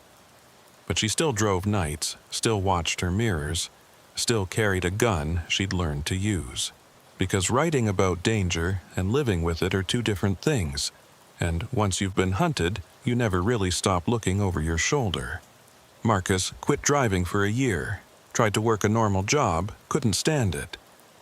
The road calls to those who've known it, even when it's shown its darkest face. He came back with new safety protocols, multiple dash cameras, a direct line to FBI dispatch. But he also came back with nightmares, jumping at shadows, trust issues that therapy couldn't quite fix. Carl retired officially but kept his CDL current. Became a trainer, teaching new drivers not just how to handle a rig, but how to stay safe, how to recognize surveillance, vary routes, trust their instincts. He turned his trauma into education, his fear into wisdom, passed on to the next generation. But I knew he still checked his mirrors constantly, still felt the phantom presence of vehicles that weren't really there. As for me, I drive. It's what I know, what I'm good at, what defines me even after everything it's cost. The loads are the same: steel, paper, electronics, food. The roads are the same: I-80, I-29, Highway 2, but I'm different, harder, more careful, more aware. I know what lurks out there in the darkness between the truck stops. I know how thin the line is between a normal run and a nightmare. Sometimes, late at night on empty highways, I think about Thomas Brennan, the driver who died in his cab, no cause of death ever determined. They said Nora Caldwell's psychological warfare killed him. That fear alone stopped his heart. But I think it was simpler than that. I think he saw the truth. How vulnerable we all are. How many predators circle us daily. How little control we really have. And that truth was too much to bear. But we bear it anyway. Every driver out there, whether they know about conspiracies or not, bears the weight of keeping America moving. 3 million truckers, driving 11 billion miles a year, carrying everything everyone needs to survive. We're the bloodstream of the nation, and that makes us targets. It makes us valuable. It makes us vulnerable. The FBI still calls occasionally. New threats, new patterns, new conspiracies. I help when I can, but I'm not a hero. I'm just a driver who happened to notice something wrong and was too stubborn to look away. That's all any of us are, really. Witnesses to the darkness that moves along America's highways, hoping our headlights are bright enough to see the danger coming. Last week, I got a letter. No return address, postmarked from Chicago. Inside was a single line. Phase 4 begins soon. RB. Richard Brennan's initials, but he's dead. Unless he's not. Unless that body in Mexico was someone else. Unless the conspiracy goes even deeper than we thought. I gave the letter to the FBI, but I already know what they'll say. No evidence. No actionable intelligence. Just another ghost story from the road. But I'll keep driving, keep watching, keep reporting. Because that's what we do. We move forward, even when we know something's following us. We deliver the load, even when we're afraid. We face the darkness, mile after mile, night after night. Not because we're brave, but because someone has to. Because if we stop, everything stops. The highway stretches ahead, lit by headlights and stars. Behind me, darkness. Beside me, shadows that might be nothing or might be everything. But I drive on, we all drive on. Through the Nebraska nights and Iowa mornings, through the conspiracies and the crimes, through the fear and the duty. That's the truth about trucking. It's not just about moving cargo. It's about moving through danger, real and imagined, constant and evolving.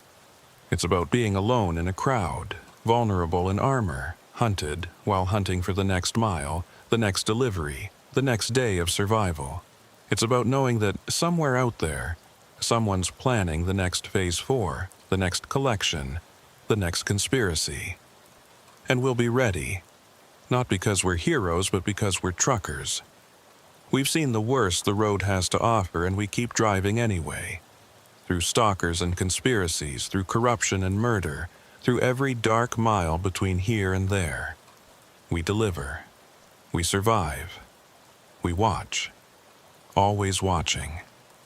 Because on these highways, in these trucks, moving through the darkness, we're all that stands between order and chaos, between supply and shortage, between civilization and its collapse. We're the thin aluminum line, and we hold. The call came through dispatch at 11:47 p.m. on a Tuesday night in late September. I'd been parked at the Flying J outside Des Moines for about an hour, trying to get some sleep before my morning run to Chicago. My name's Ezekiel Boone. Been driving trucks for 12 years, mostly hauling refrigerated goods across the Midwest. The dispatcher's voice crackled through the CB. Said they needed someone to take an emergency load of medical supplies to a hospital in Cedar Rapids.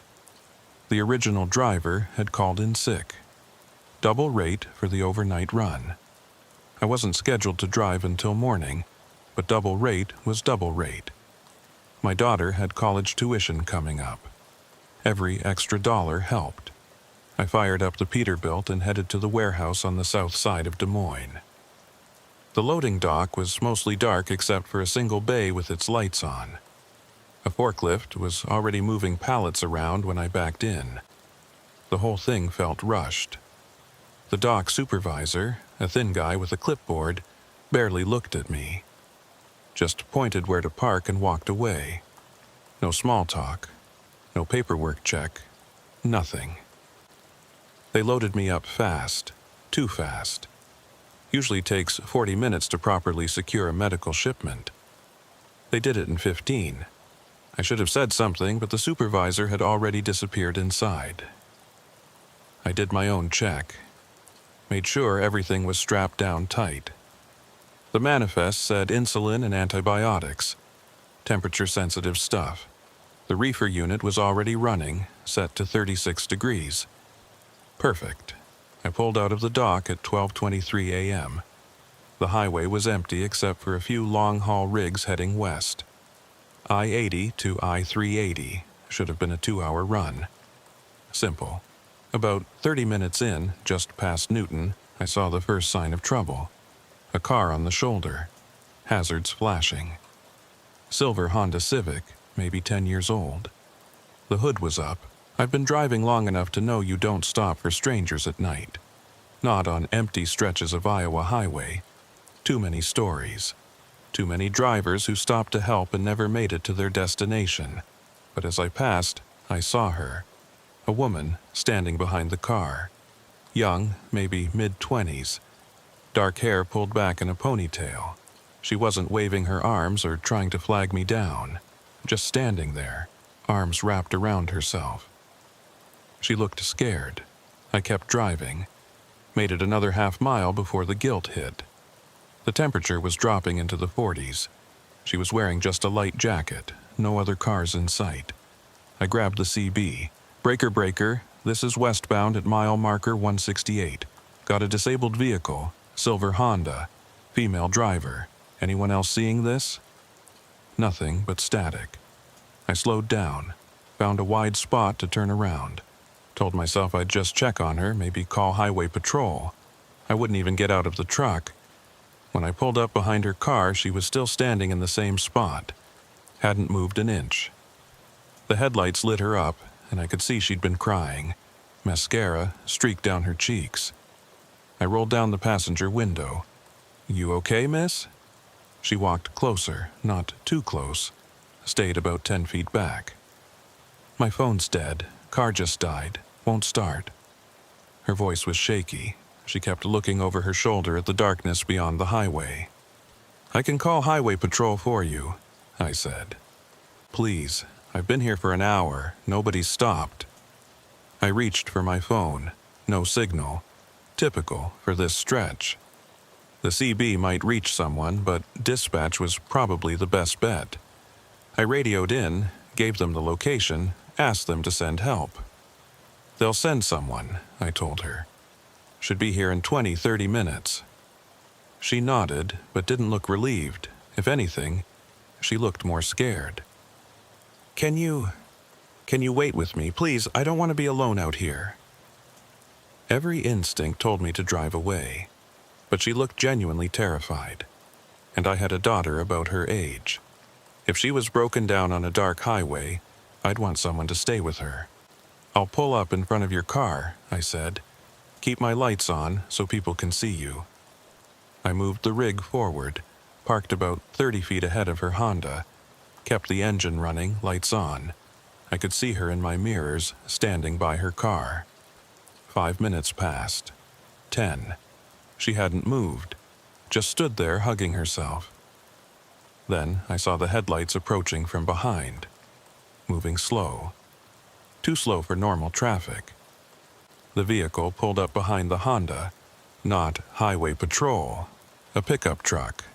Dark color, maybe blue or black. A man got out, tall, wearing a baseball cap. I couldn't make out his face in the darkness. He walked toward the woman. She backed away, moved closer to my truck. I opened my door, leaned out. "Everything okay back there?" The man looked up at me. His face was still hidden by the cap's brim. "Just stopping to help," he called out. His voice was calm. Too calm. "Highway patrol's on the way," I said louder. He stood there for a moment, then walked back to his truck without another word. Got in and drove off, slow, like before. The woman was now standing right beside my passenger door. "That was him," she said, voice barely above a whisper. "What do you mean?" "He's been following me. Since Des Moines. That's why my car... I think he did something to it when I stopped for gas." My blood went cold. I looked in the mirrors. The pickup's taillights were disappearing into the darkness, but he was driving slow, like he might turn around. "Get in," I said. She shook her head. "I can't leave my car." "Get in now. We'll tell the highway patrol where it is." She hesitated for maybe 3 seconds, then ran around to the passenger side. I reached over, unlocked the door. She climbed up, slammed it shut, locked it. "Thank you," she breathed. "Thank you so much." I put the truck in gear, started to pull forward. That's when I saw him. The man from the pickup. He was standing in the middle of the highway about 100 yards ahead. Just standing there, arms at his sides. I hit the brakes. The woman saw him too. She made a sound, half gasp, half whimper. "That's not possible," I said. He drove off. I saw him drive off. But there he was. Same height, same cap, same stance. "Please," the woman said. "Please just go. Run him over if you have to." I flashed my high beams, hit the horn. The figure didn't move. Then another figure stepped out from the shoulder. Another man, same height, same build, like looking at twins. "What the hell?" I muttered. The woman was crying now. "There's more of them. Oh God, there's more of them." I looked in the mirrors. 2 more figures were walking up from behind the truck. Same slow, measured pace. Same dark clothes. "Lock your door," I said. "Make sure it's locked." It is. I reached under my seat, pulled out the tire iron I keep there. Not much of a weapon, but better than nothing. The figures were getting closer. The 2 in front were maybe 50 yards away now. The 2 behind, 30. "We're going through," I said. "Hold on." I revved the engine. The sound echoed across the empty highway. The figures in front didn't react, didn't step aside, didn't even flinch. 20 yards. 10. At the last second, they stepped aside. Smooth, synchronized, like they'd practiced it. I drove between them, accelerating hard. The truck's engine roared. In the mirrors, I saw them standing in a line across the highway. 4 figures, all the same height, all watching us go. "My name's Ada," the woman said. "Ada Whitmore." "Ezekiel Boone," I replied, eyes still checking mirrors. We drove in silence for 5 minutes. 10. No one following. Just empty highway stretching ahead. "What did they want?" I finally asked. Ada was staring straight ahead. "I don't know. I was driving home from a friend's house in Des Moines. Noticed the pickup following me about an hour ago. Every turn I made, it made. When I stopped for gas in Newton, it pulled in too. The driver didn't get out. Just sat there watching me." "You get a license plate?" She shook her head. "Too dark, and I was scared. I just wanted to get back on the highway, find somewhere safe." "How'd your car break down?" "I don't know. It just started losing power. Check engine light came on, then it just died, coasted to the shoulder. I thought about the timing. Her car breaks down on an empty stretch of highway. The pickup shows up. Then somehow, the same guy is ahead of us on the road. And there were 4 of them. 4 identical men. We need to call the police, I said. With what? You said there's no signal out here. She was right. We were in a dead zone. Would be for another 20 miles at least. There's a truck stop at exit 201, I said. We'll call from there. Ada nodded. She was still trembling. Thank you for stopping, for helping me. I don't know what would have happened if... She didn't finish. Didn't need to. We were 5 miles from the exit when I saw them again, not behind us, ahead. 4 figures standing on the overpass. Just standing there. Watching. That's not possible, Ada whispered. How did they get ahead of us? I didn't answer, couldn't answer. The math didn't work. We'd been driving 70 miles per hour. They'd been on foot or in a pickup that went the opposite direction. As we passed under the overpass, I looked up. They were looking down. All 4. Same caps, same stance, same everything. Ezekiel, Ada said. There's something I didn't tell you. I glanced at her. Her face was pale in the dashboard lights. This isn't the first time I've seen them. What do you mean? 3 weeks ago, I was driving back from Omaha, late night, like tonight. Saw 4 men standing by the side of the road, just standing there, identical. I thought I was seeing things, tired, you know. But now, where? Where did you see them? Different highway, I-29, but same time of night, same formation, 4 of them. My hands tightened on the wheel. Did they follow you? No, I just drove past. But the next day, I saw on the news, a woman went missing on that same stretch of road. Her car was found abandoned, no sign of her. Did you tell the police? Tell them what? That I saw 4 identical men standing by the highway? They'd think I was crazy. Exit 201 was coming up. The truck stop's lights were visible in the distance. Safety. Phones. People. But as we took the exit, I saw them again. Not 4 this time. 8. 4 on each side of the ramp. Standing in the tall grass. Watching. Ada saw them too. She grabbed my arm. Don't stop. Please don't stop. I won't. The truck stop was busy. 3 other rigs parked out front. Cars at the gas pumps. Normal people doing normal things. I pulled into the brightest spot I could find, right under a light pole. Come on, I said. Let's go inside. Call the police. We climbed down from the cab. Ada stayed close to me as we walked toward the building. I kept looking back. No sign of the figures. No dark pickup. Just a normal truck stop on a Tuesday night. Inside, the fluorescent lights were harsh but welcome. A few truckers sat at the counter drinking coffee. The clerk, a middle-aged woman with tired eyes, looked up as we entered. Phone? I asked. She pointed to the back corner. I guided Ada toward it, pulled out quarters from my pocket. Dialed 911. The dispatcher answered on the second ring. I explained the situation. Abandoned car at mile marker 168. Woman being followed. Multiple suspects. Possibly dangerous.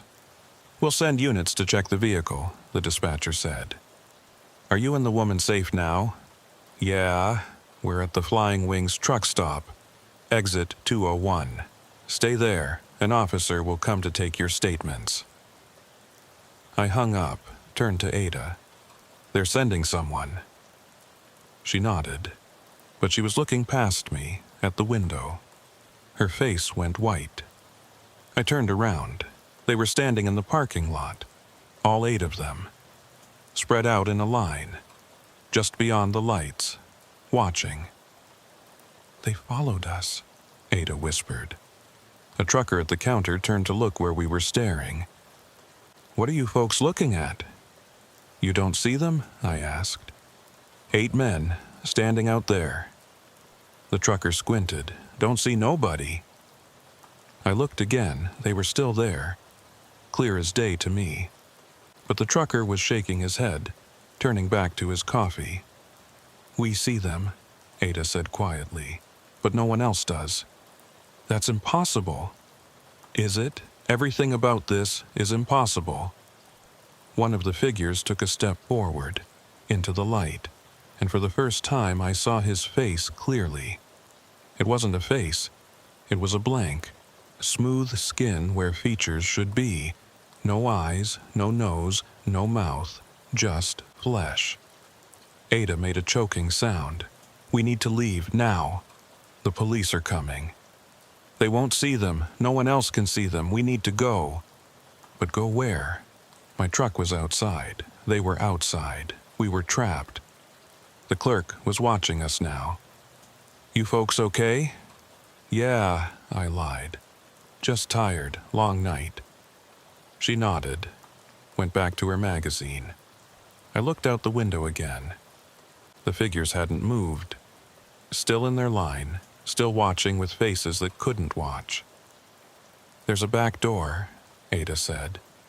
Through the kitchen. I saw it when we came in. My truck's out front. Leave it, we'll find another way. I can't leave my truck, it's my livelihood. And there's medical supplies, insulin, antibiotics. People need them. Ada grabbed my hands. Her fingers were ice cold. People need you alive, too. Before I could respond, the front door chimed. A man walked in. Tall, baseball cap, normal face. He looked around, eyes landing on us. Harlan Vance, he said, walking over. I heard you folks might need some help. I tensed. Who told you that? Police dispatcher. I'm with Highway Patrol, off duty, but I was in the area. They asked me to check on you. He pulled out a badge. It looked real, but after everything that had happened, I wasn't sure what real meant anymore. You reported suspicious individuals following you? Harlan continued. They're outside, Ada said, in the parking lot. Harlan looked out the window. I don't see anyone. They're there. 8 of them. He studied us for a moment, then pulled out a small notebook. Why don't you tell me everything, from the beginning? So I did. The broken down car, the pickup, the identical figures, the faces with no faces. Harlan wrote it all down without expression. When I finished, he closed the notebook. This isn't the first time something like this has been reported. What? Ada leaned forward. Past 3 months, 4 different incidents, same stretch of highway, same description, multiple identical figures, only visible to certain people. What happens to those people? I asked, though I wasn't sure I wanted to know. Harlan hesitated. 3 of them disappeared. Their vehicles were found. They weren't. And the 4th?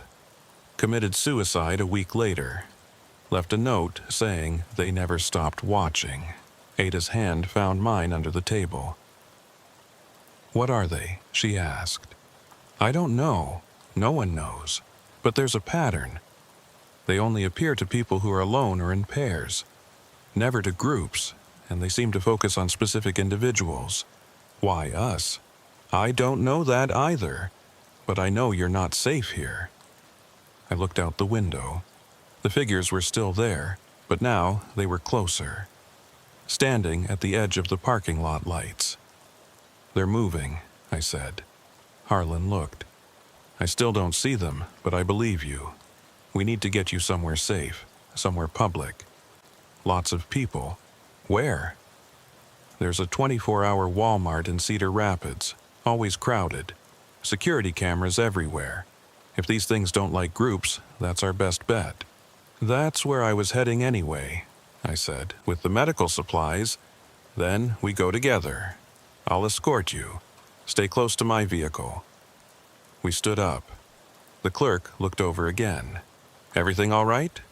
Fine, Harlan said, showing his badge. Just taking statements. She nodded, satisfied.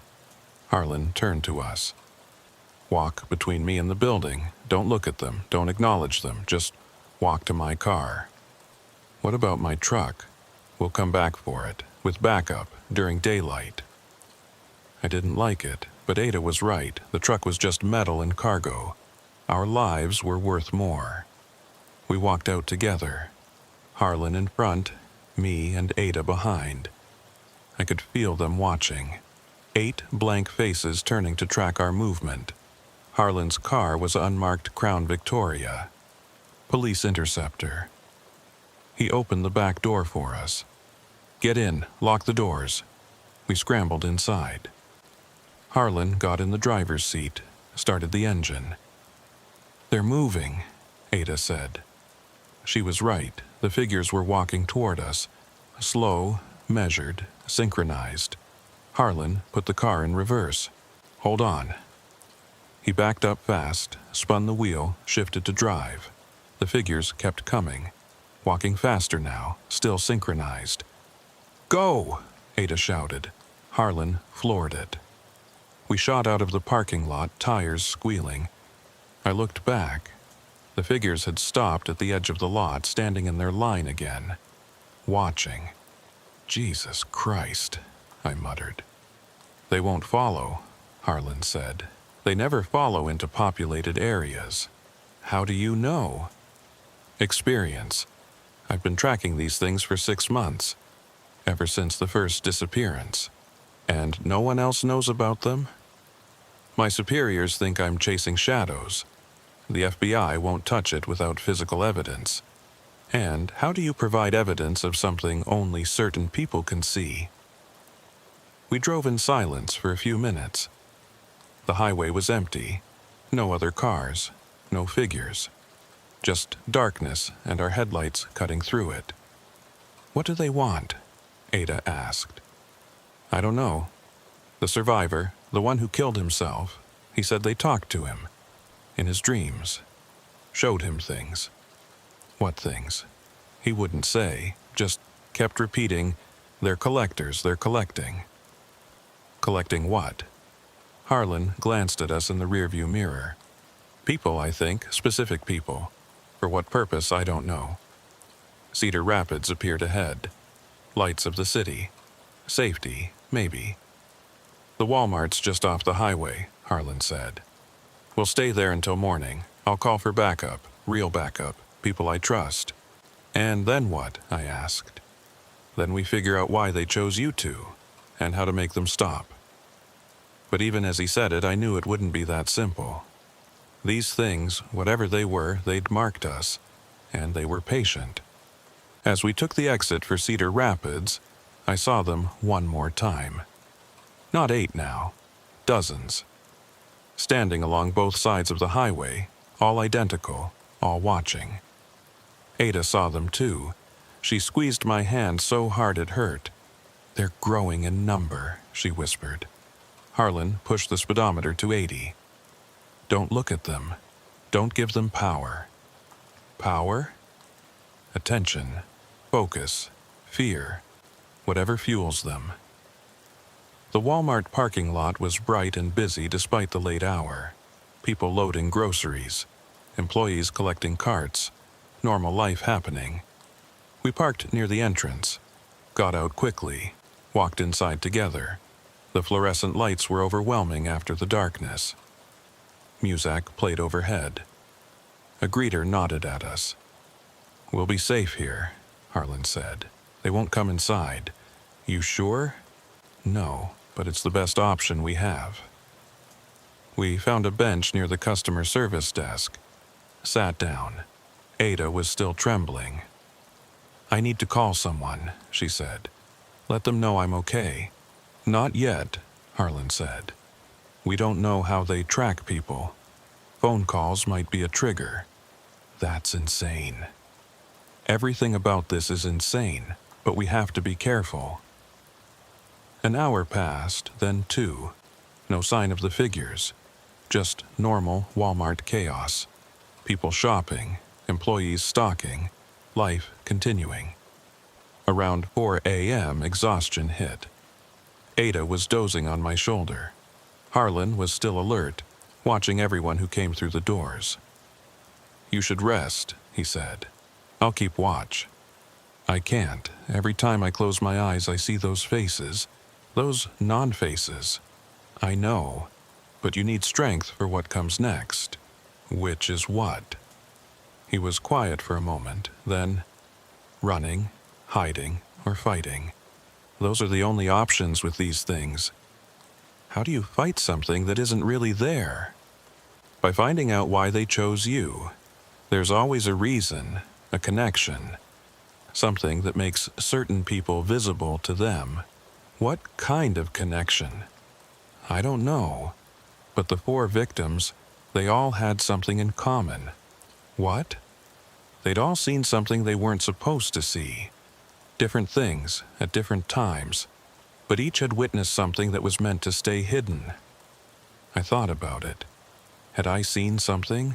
Witnessed something? Nothing came to mind. "What about you, Ada?" Harlan asked. "Anything unusual happen recently besides tonight?" She was quiet for a long time. Then, 3 weeks ago, the night I first saw them. Earlier that evening, I was driving through Council Bluffs. Saw a van pulled over. 2 men loading something into the back. It looked like a body, wrapped in plastic. Harlan leaned forward. "Did you report it?" "No, I was scared. Just kept driving. Told myself it was probably nothing. Maybe they were moving a mannequin or something." "Did they see you?" "I don't think so. It was dark. I drove past quickly. But maybe they did. Maybe that's what triggered this." "Are you saying those things are connected to whatever I saw?" "I'm saying there might be a connection. These entities, they might be drawn to witnesses. People who've seen things that were meant to stay buried." I thought harder. Had I seen anything? Then it hit me. 6 months ago, I said. I was hauling a load through Illinois. Stopped at a rest area. Saw 2 state troopers beating a man, really working him over. He wasn't resisting, just taking it. "Did you intervene?" "No. I filmed it on my phone. Sent it to the state police internal affairs. Never heard back." Harlan nodded. "That could be it. Both of you witnessed crimes, serious crimes. And now these things are after you. But why? What do they want? Maybe to silence you, or maybe to collect you for someone else, someone who doesn't want witnesses." It was a terrifying thought, that these things might be tools, weapons, sent by someone human. "So what do we do?" Ada asked. Before Harlan could answer, the lights flickered. Just for a second. But in that second I saw them, inside the store, standing in every aisle. Dozens of them, all facing us. Then the light steadied, and they were gone. "Did you see that?" I whispered. Harlan nodded grimly. "They're getting stronger, or we're getting weaker. Either way, we need to move." Harlan stood up fast. "We're leaving, now." He grabbed Ada's arm, pulled her to her feet. I followed. We moved toward the exit, trying not to run, trying not to draw attention. The automatic doors opened. The parking lot was still lit. Still had people. But something was different. The temperature had dropped 20 degrees. Our breath came out in clouds. "My car," Harlan said. "Quick." We jogged toward the Crown Vic. That's when I saw them. Not dozens now, hundreds. Standing between every car, filling every empty space, all facing us. Ada stopped. "We can't. They're everywhere." "They can't touch you in public," Harlan said. "Too many witnesses. Keep moving." But he was wrong. As we walked past them, they moved, shifted position, always staying just outside our direct vision. Present, but not present. There, but not there. We reached the car. Harlan fumbled with his keys, dropped them, cursed, picked them up. That's when one of them spoke. Not with a mouth, it didn't have a mouth, but the words formed in my head, clear as if someone was standing next to me. Ezekiel Boone, you have been selected. I spun around. The nearest figure was 3 feet away, its blank face somehow staring right at me. Selected for what? I said out loud. Ada and Harlan looked at me. Who are you talking to? Ada asked. You don't hear it? They shook their heads. The voice came again. You witnessed, you recorded. You must be collected. I don't understand. Understanding is not required. Compliance is. Harlan got the door open. Get in, both of you. We piled into the car. Harlan started the engine, threw it in reverse, but the car didn't move. The engine revved, but we stayed in place. What the hell? Harlan shifted to drive. Still nothing. I looked out the window. They were touching the car now. Dozens of hands pressed against the metal, holding us in place. They're not supposed to be able to do that, Harlan said.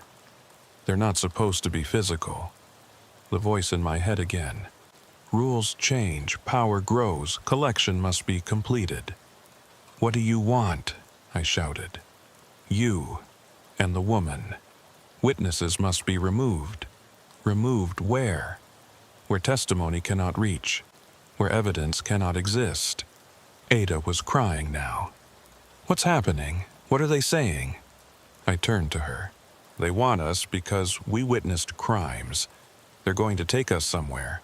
Take us where? I don't know. Somewhere we can't testify. Harlan was on his radio. This is Unit 447. Officer needs assistance. Walmart parking lot, Cedar Rapids. Code 3. Static.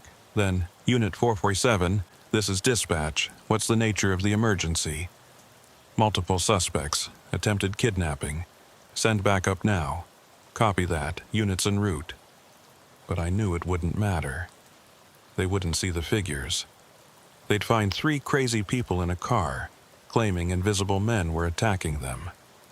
The pressure on the car increased. The windows started to crack.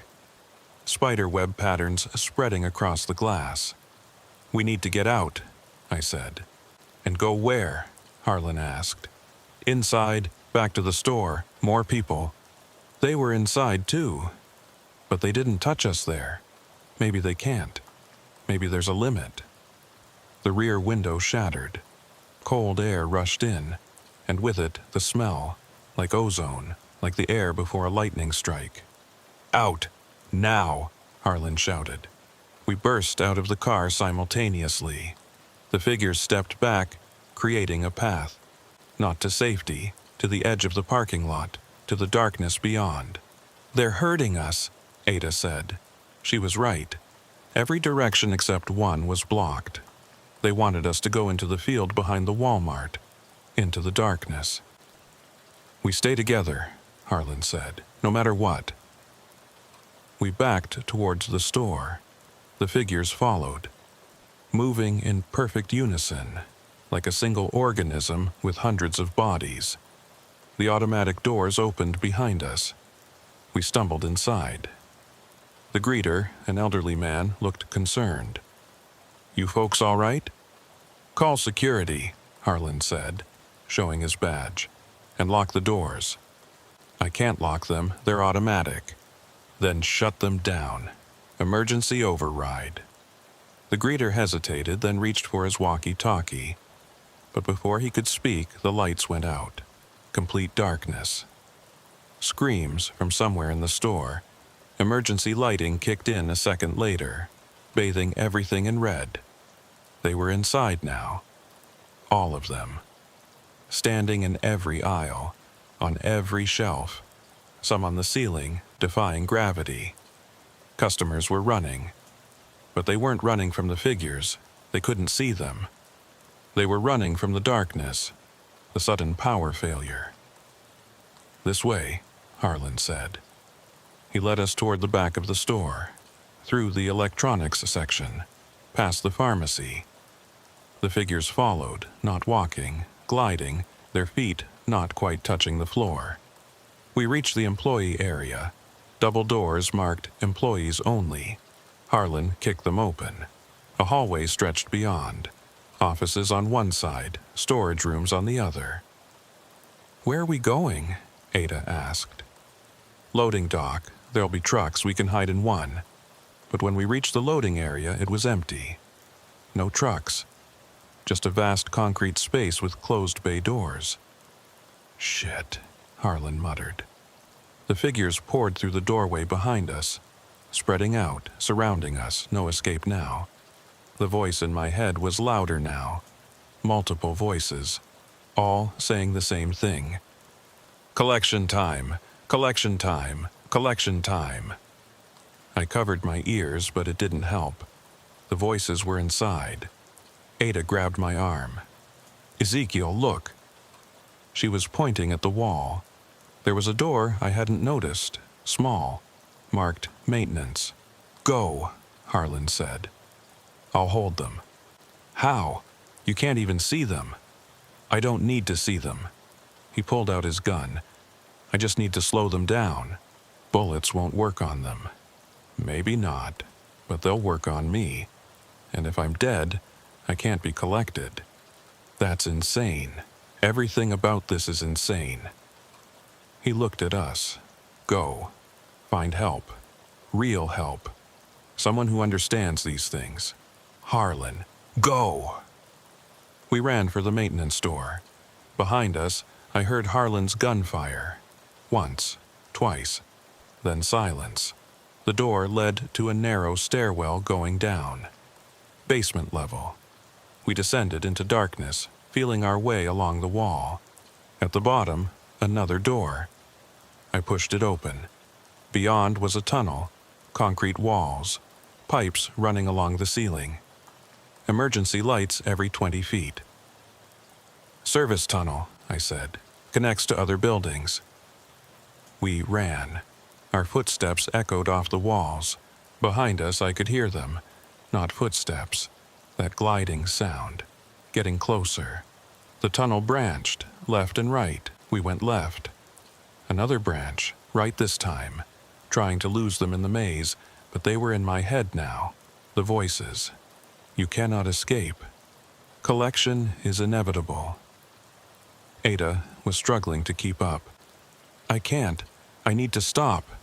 "We can't stop." "I know, but..." She collapsed. Just dropped to the concrete. I caught her before her head hit. "Ada! Ada, wake up!" Her eyes were open but vacant, looking at something that wasn't there. "They're in my head," she whispered, showing me things. "What things?"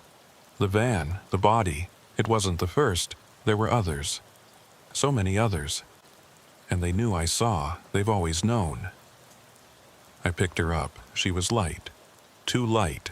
Like something had been drained from her. I kept moving, carrying her, following the tunnel. It had to lead somewhere, had to exit somewhere. Finally, another stairwell. Up this time. I climbed, Ada in my arms, pushed through the door at the top. We were in a parking garage, empty, silent, dawn light filtering through the openings. I set Ada down, checked her pulse, weak but steady. "Ada, we're out. We made it out." She opened her eyes, focused on me. "They're not gone. They're never gone. We'll find help, real help." "There's no help, don't you understand? They're not from here. They're from somewhere else, somewhere wrong." "What do you mean?" "The things they showed me. The place they come from, it's like here but broken, twisted, and they're bringing it with them, changing our world to match theirs." I heard the gliding sound again, coming from the stairwell. "Can you walk?" She nodded, struggled to her feet. We moved between the parked cars, looking for an exit. There, a sign. "Exit to street level." We pushed through the door, found ourselves on a sidewalk.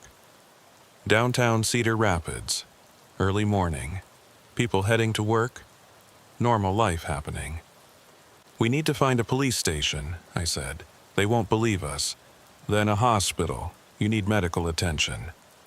"I need to hide." "We both do." A taxi pulled up to the curb. The driver, an older black man, rolled down his window. "You folks need a ride?" I helped Ada into the back seat. Yeah, we do. Where to?" I started to say police station, but Ada squeezed my hand. "The bus station," she said. "Greyhound terminal." The driver nodded, pulled into traffic. I looked back. They were standing on the sidewalk, dozens of them, watching us drive away, not following, just watching. "Why aren't they following?" I asked. Ada leaned against me. "Because they know where we're going. They always know." The bus station was small, maybe a dozen people waiting. We bought 2 tickets to Chicago. Next bus left in an hour. We found seats in the corner. Ada closed her eyes, but I knew she wasn't sleeping. "Tell me about the place they showed you," I said. "It's Earth, but different. Like someone took our world and let it rot. The buildings are there, but wrong. Twisted. The people," she shuddered. "The people are worse. How do they travel between worlds? Through witnesses. People who've seen things they shouldn't. It creates a crack, a weakness. They exploit it. So everyone who witnesses a crime. No, just certain crimes. The ones that would change things if exposed. The ones that matter." I thought about the cops I'd filmed. Beating that man. Had I ever checked what happened to him? Was he even still alive? "The van you saw," I said. "The body. Bodies. Plural. The men in the van, they're connected to this. They're not the figures, but they work with them, or for them. Human collaborators. Has to be. Someone has to identify the witnesses, mark them for collection." The bus arrived. We boarded, took seats in the back. Only a handful of other passengers. None of them looked at us twice. As we pulled out of the station, I saw them again, standing on every corner, on every rooftop, hundreds of them, maybe thousands. "Jesus," I whispered. Ada looked out the window. "They're spreading. The more witnesses they collect, the stronger they get. How do we stop them?" "We don't. We run. We hide. We survive as long as we can." The bus headed east toward Chicago. Interstate 80, the same highway where this all started. We passed the exit where I'd abandoned my truck.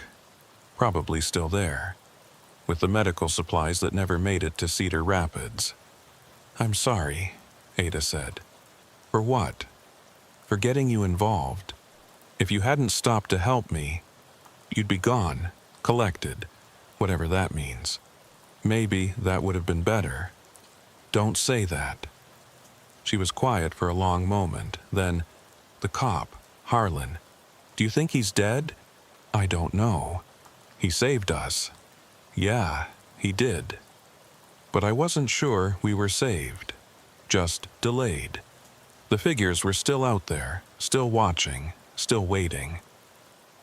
The sun climbed higher. Other passengers dozed or read or stared at phones. Normal people living normal lives, unaware of the things that moved just outside their perception.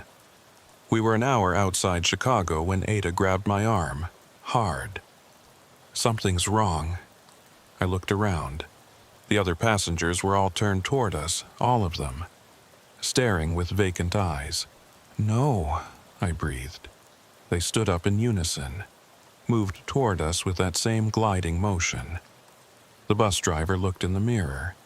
His eyes were blank, too. "They're not the figures," Ada said. "They're people. Possessed, controlled." The bus started to accelerate. 70, 80, 90. He's going to crash, I said. The possessed passengers were almost to us, hands reaching, faces blank. I grabbed the emergency exit handle, pulled hard. An alarm sounded, but the door opened. Wind roared in. We have to jump. At this speed? Better than whatever they have planned.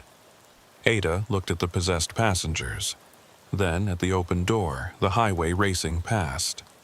On 3, she said. 1. The passengers lunged forward. 2. Their hands almost on us. 3. We jumped, hit the grassy median hard, rolled. Pain shot through my shoulder, my leg. But I was alive. The bus kept going, didn't slow, didn't stop, disappeared around a curve. Ada was 20 feet away, not moving. I crawled to her. Ada, Ada, talk to me. She opened her eyes, blood on her forehead. Did we make it? Yeah, we made it. But when I looked up, they were there. The figures standing in a circle around us, hundreds deep. The voice in my head. Collection complete. No, we're still here, still in the world. Your world, our world. The distinction fades. The circle began to close. Ada grabbed my hand.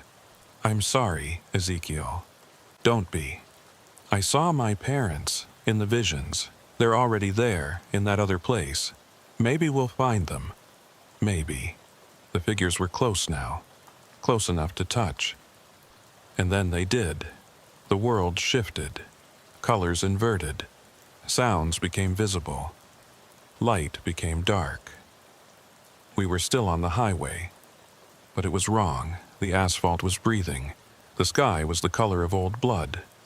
In the distance, buildings twisted into impossible shapes. Welcome, the voice said, no longer in my head, coming from everywhere. To the place between, the place where witnesses are kept. I looked at Ada. She was changing, becoming transparent, like she was fading. What's happening to her? She's becoming part of the collection, as will you. How many? How many have you taken? Thousands. Soon, millions. Every witness, every truth seer, every recorder of sins. Why? Because truth breaks worlds, and broken worlds must be contained. I felt myself starting to fade too, starting to become less solid, less real. Ada squeezed my hand, or tried to. Our fingers passed through each other. Fight it, she said, but her voice was distant, echoing. How? Remember. Remember who you are, what you saw, why it mattered. I tried to hold on to memories. My truck, my daughter, the cops beating that man, the video I took, but it was all slipping away, becoming fog. That's it, the voice said. Let go, become nothing, become part of the whole. I was almost gone, almost completely faded. When I heard it, a gunshot, then another. The figures turned, all of them, looking at something I couldn't see. More gunshots and voices, human voices. There, 2 subjects, get them out. Hands grabbed me. Solid hands, real hands. Pulled me up, pulled me back. The world shifted again. Colors returned to normal. The highway was just a highway. Harlan was there. Alive. Bloody, but alive. And he wasn't alone. A dozen others in tactical gear, weapons drawn. We got them, one said into a radio. 2 survivors. Multiple entities still present. How? I managed to say. Harlan smiled grimly. I called for real backup, the kind that knows about these things. There are others who know? A few, hidden in various agencies. We've been tracking these entities for years. Can you stop them? No, but we can slow them down, save a few people. Ada was unconscious but breathing. They loaded her onto a stretcher. "She'll be okay," Harlan said. "Physically, anyway. The psychological trauma, what about the others? The ones already taken?" Harlan's expression darkened. "Gone. Once you're fully in that place, there's no coming back." They put me on a stretcher, too. As they loaded me into an ambulance, I looked back at the highway. They were still there. The figures standing in their perfect lines, watching. "They'll keep coming," I said. "Yes," Harlan agreed. "They will. For me, for Ada, for everyone who's seen too much, known too much, that's their purpose. Then we'll never be safe. No, you won't, but we'll protect you as best we can." The ambulance doors closed. We drove away. But I knew it wasn't over. It would never be over. In the hospital, they ran tests, physical, psychological, asked questions I couldn't answer, showed me images I wished I could forget. Ada was in the room next door. I could hear her sometimes, crying, screaming, calling out for people who weren't there. Harlan visited on the third day. "How are you holding up?" "I'm alive. That's more than most can say after encountering them." "What happens now?" "Witness protection. New identities. New lives. Far from here. Will that work? Maybe, for a while. And the things we witnessed, the crimes, being investigated quietly, carefully. The cops I filmed? Under arrest. The man they beat died 3 days later. And the van Ada saw? Found, along with 12 bodies, serial killers, operating for years. So it mattered, what we saw. Yes, it mattered. But was it worth it? Worth what happened to us? Harlan didn't answer. Didn't need to. We both knew there was no good answer to that question. That night, I dreamed of the other place, the twisted world, the collected witnesses. They were calling to me, telling me I belonged there. I woke to find one of them standing by my bed. A figure, blank-faced, silent, but it didn't touch me. Just stood there, watching.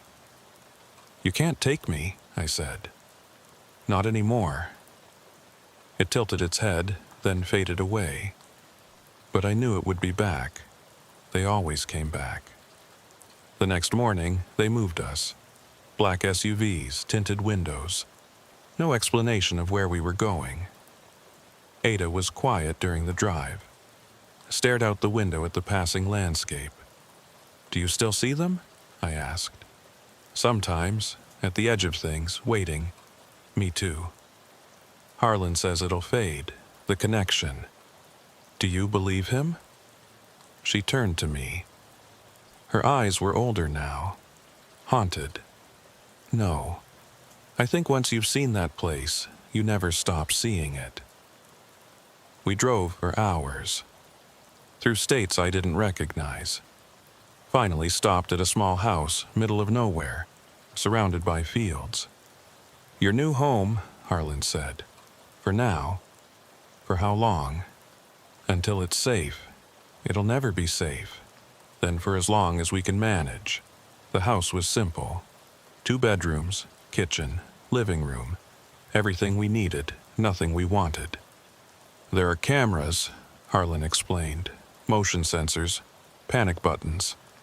Someone's always watching." Watching for them? Watching for anything unusual. He left us with new names, new histories, new lives to pretend to live. But at night, when the darkness came, so did they.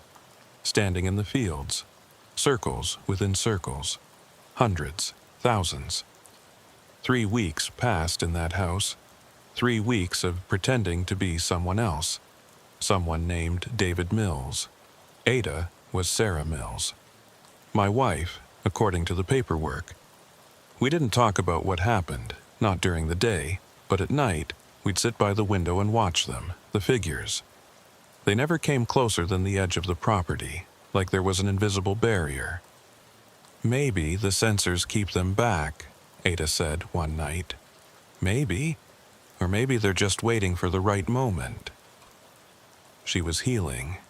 The cut on her forehead had scarred, a thin, white line that she tried to hide with her hair. But the real scars were deeper. In the way she jumped at sudden sounds, the way she checked every corner before entering a room. I wasn't much better.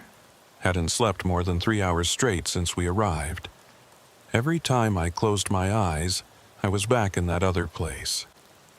The twisted world. Could feel myself fading again. The phone rang on a Tuesday morning. Harlan's voice. "We have a problem." "What kind of problem?"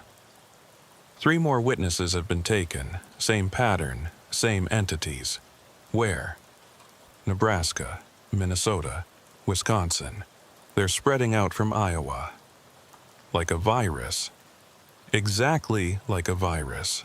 And we think we know why. He explained that they'd been analyzing the patterns, the locations, the timing. Everything pointed to a central source, a place where the barrier between worlds was thinnest. "Where?" I asked. "A farm, outside Council Bluffs, the place where Ada saw the van." Ada was listening on speaker. Her face went pale. "We need you both to come back," Harlan continued. "Help us understand what you saw, what you experienced." "No," Ada said immediately. "We're not going back there. People are dying, disappearing. You two are the only ones who've been to the other place and returned." "We didn't return," I said. "Said you pulled us out." "Same difference. You have knowledge we need." "Knowledge of what?" "That place is madness. Broken reality. There's nothing to understand." "That's where you're wrong. Our researchers have been studying the testimonies, the visions. There's a pattern, a logic. These entities aren't random. They're organized. They have a hierarchy." "A hierarchy?" "Leaders, soldiers, workers. Like a hive." "And you want to do what? Attack the hive?" "We want to understand it, find weaknesses." Ada stood up, walked to the window. The figures were there, as always, standing in the corn. "They're listening," she said, "right now, to this conversation." "How do you know?" She turned to me. Her eyes were different, darker. "Because I can hear them. They never fully left my head." I went cold. "Ada." "It's been getting stronger. The connection. I tried to fight it, but why didn't you tell me?" "Because I knew you'd tell Harlan, and they'd take me away. Study me. Turn me into a lab rat." Harlan's voice came through the phone. "Ada, if you're compromised, we need to know." She laughed, bitter. "Compromised. That's a nice word for it." "What are they telling you?" "That resistance is pointless. That the collection will continue. That the 2 worlds will merge eventually." "Merge?" "Their world bleeding into ours. Our reality becoming twisted like theirs. It's already starting. Haven't you noticed?" I thought about the news lately. Strange events. Unexplained disappearances. Mass hallucinations. Things that didn't make sense. "The crime rate," Harlan said slowly. "It's been spiking. Specifically, the kinds of crimes that create witnesses. Because they need more witnesses," Ada said. "More cracks between worlds. They're farming us." "Who's they? The entities?" "No. The humans working with them.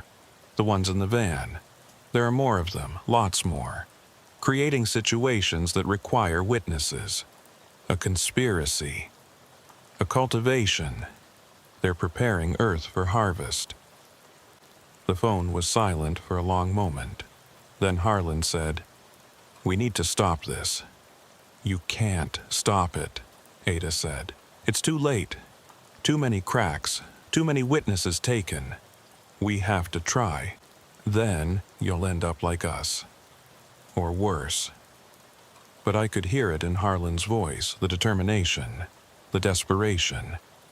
He was going to that farm with or without us. If we come, I said, what's the plan?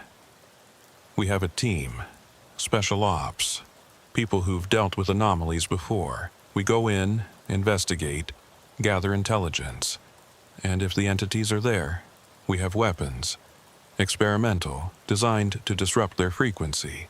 Their frequency? They exist on a different wavelength than us, like radio stations. The weapons can jam their signal temporarily. Ada turned from the window. It won't work. They're not just energy. They're something else, something older. How do you know? She touched her temple. Because they're showing me. The history. They've been here before, thousands of years ago. They took entire civilizations.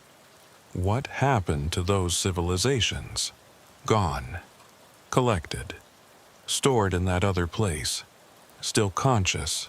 Still aware. Suffering for eternity. My skin crawled. Jesus Christ.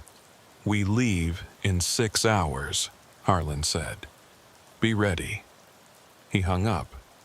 Ada sat down next to me, took my hand. We're going to die, she said. Simply. Matter of fact. Maybe. Definitely, I've seen it, in the visions. Our bodies at that farm, along with Harlan's team. Then we don't go. And let others die in our place? She squeezed my hand. No, we face it, together.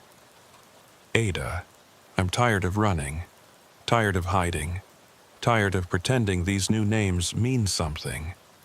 If we're going to end, let's end fighting. 6 hours later, a black van pulled up. Not Harlan, a woman in tactical gear.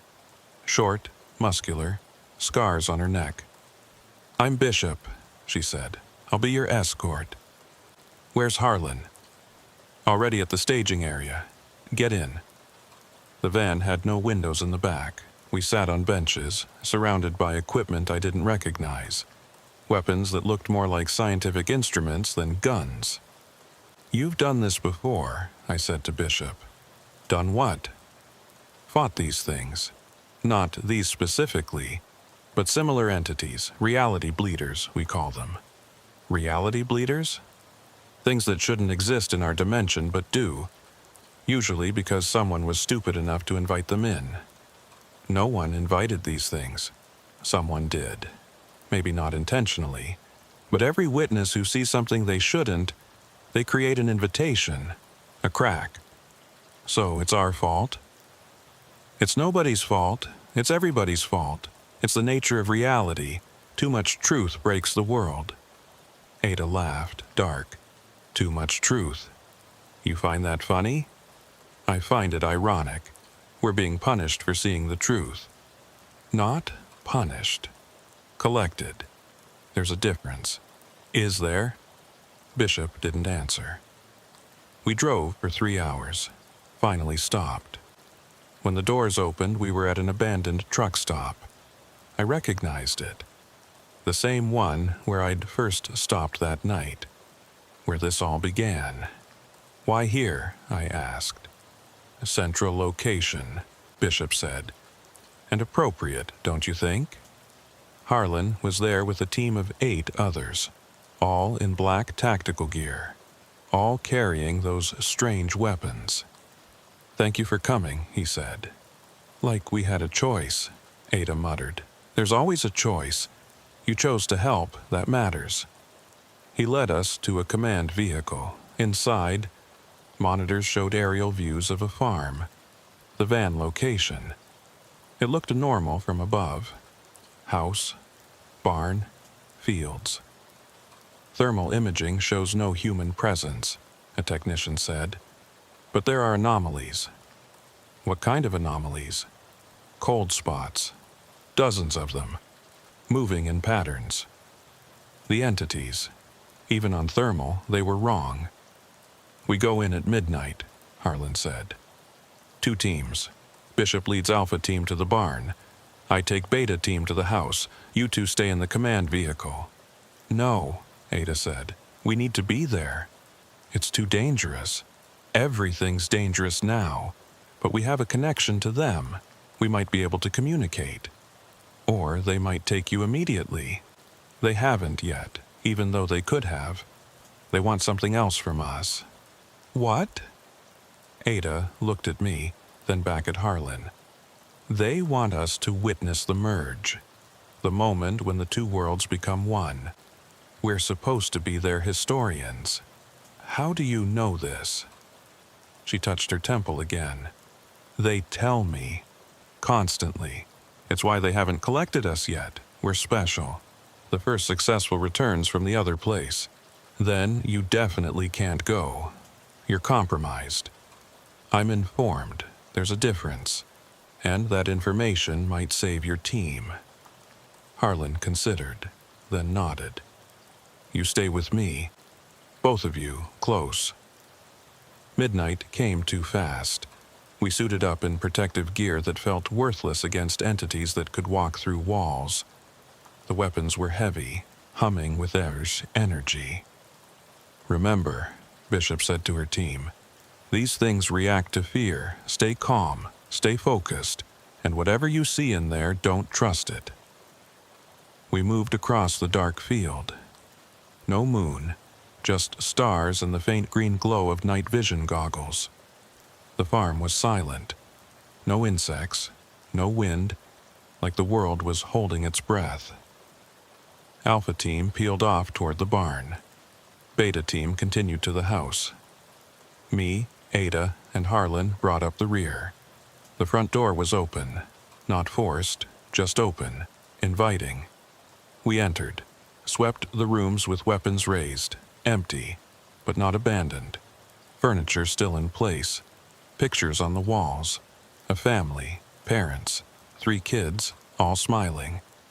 Where are they? Someone whispered. Check the basement, Harlan ordered. 2 team members moved toward the basement door. Opened it. The smell hit immediately. Decomposition. Death. Bodies, one reported. Multiple. We descended. The basement was larger than the house above, extended into tunnels, and along the walls, wrapped in plastic, were corpses, dozens of them. The witnesses, Ada said, the ones who saw too much. But they were supposed to be collected, taken to the other place. Not all of them. Some are kept here as anchors. Anchors? To keep the crack open. Their bodies here, their consciousness there. Living bridges between worlds. One of the bodies moved, slightly, still wrapped in plastic but moving. Jesus, someone said. They're still alive. No, Ada corrected. There's something else, not alive, not dead, suspended. We need to get them out. You can't. Moving them would... The lights went out. Complete darkness. Even the night vision went static. Then the gliding sound, all around us. They were here. Weapons free, Harlan shouted. The strange guns fired, not bullets, pulses of energy that lit up the darkness like strobes. In the flashes, I saw them. Hundreds of figures, filling every space, but the weapons were working. Where the pulses hit, the figures wavered, became less solid. Move! Back to the stairs! We fought our way through them. Ada stayed close to me, not fighting, just walking. They didn't touch her, like she was one of them. Ada? It's okay, she said. I understand now. Understand what? Why we're here. What they really want. We reached the stairs, climbed. The figures followed but kept their distance. The weapons were holding them back. In the house, Alpha Team was already there. Bishop's face was grim. The barn, she said. You need to see the barn. We followed her outside, across the yard, into the barn. It wasn't a barn anymore. It was a gateway. In the center of the space, reality was torn. A hole in the world. And through it, I could see the other place. the twisted version of Earth. But it wasn't empty. It was full. Millions of collected witnesses, all conscious, all screaming silently. My God, Harlan breathed. It's beautiful, Ada said. We all turned to look at her. Her eyes were completely black now. Ada, no. It's okay, Ezekiel. This is what I was meant to see. What we were both meant to see. She walked toward the tear. I grabbed her arm. Don't.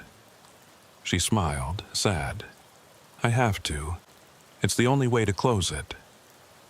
What are you talking about? A witness who chooses to cross over. Not collected. Volunteering. It breaks their system. Confuses the programming. Programming? They're not entities. They're programs. Automated systems left behind by something much older. And like any program, they can be crashed. Ada, please. She kissed me. Quick. Soft. Tell Harlan to burn it all.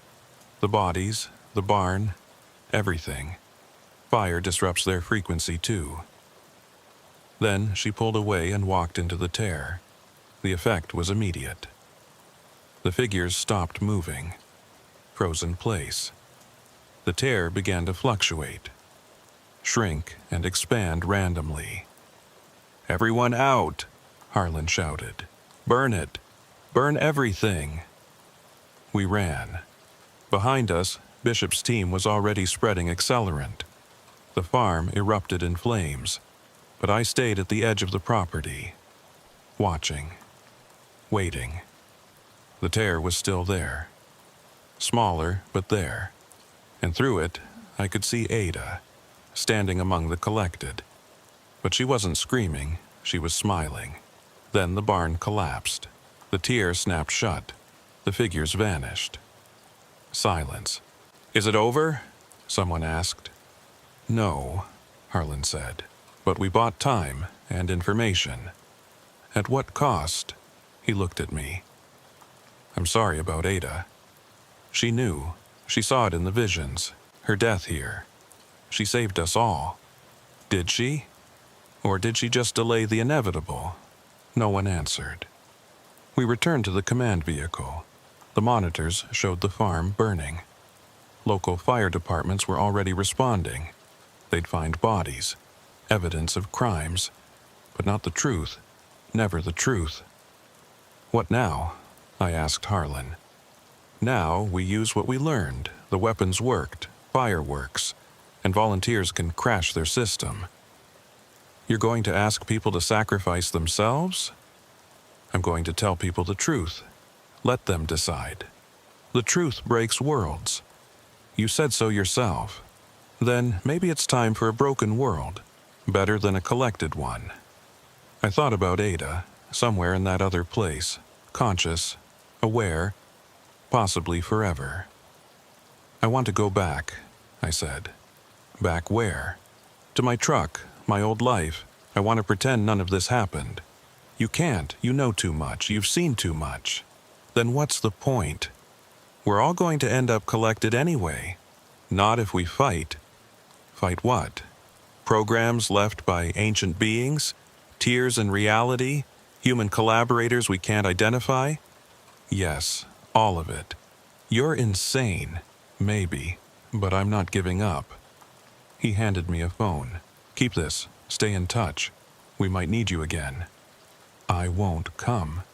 Yes, you will. Because Ada would want you to. I took the phone, left the command vehicle, started walking down the dark highway. Behind me, the farm still burned. Ahead, the road stretched into darkness. I thought about hitchhiking, finding a ride, going somewhere, anywhere. But then I saw them. Just two this time, standing by the road, watching. They didn't approach, didn't glide, just stood there. She's still there, a voice said in my head. Still conscious, still aware, waiting. Waiting for what? For you to join her, voluntarily, like she did. Never. Never is a long time, and we are patient.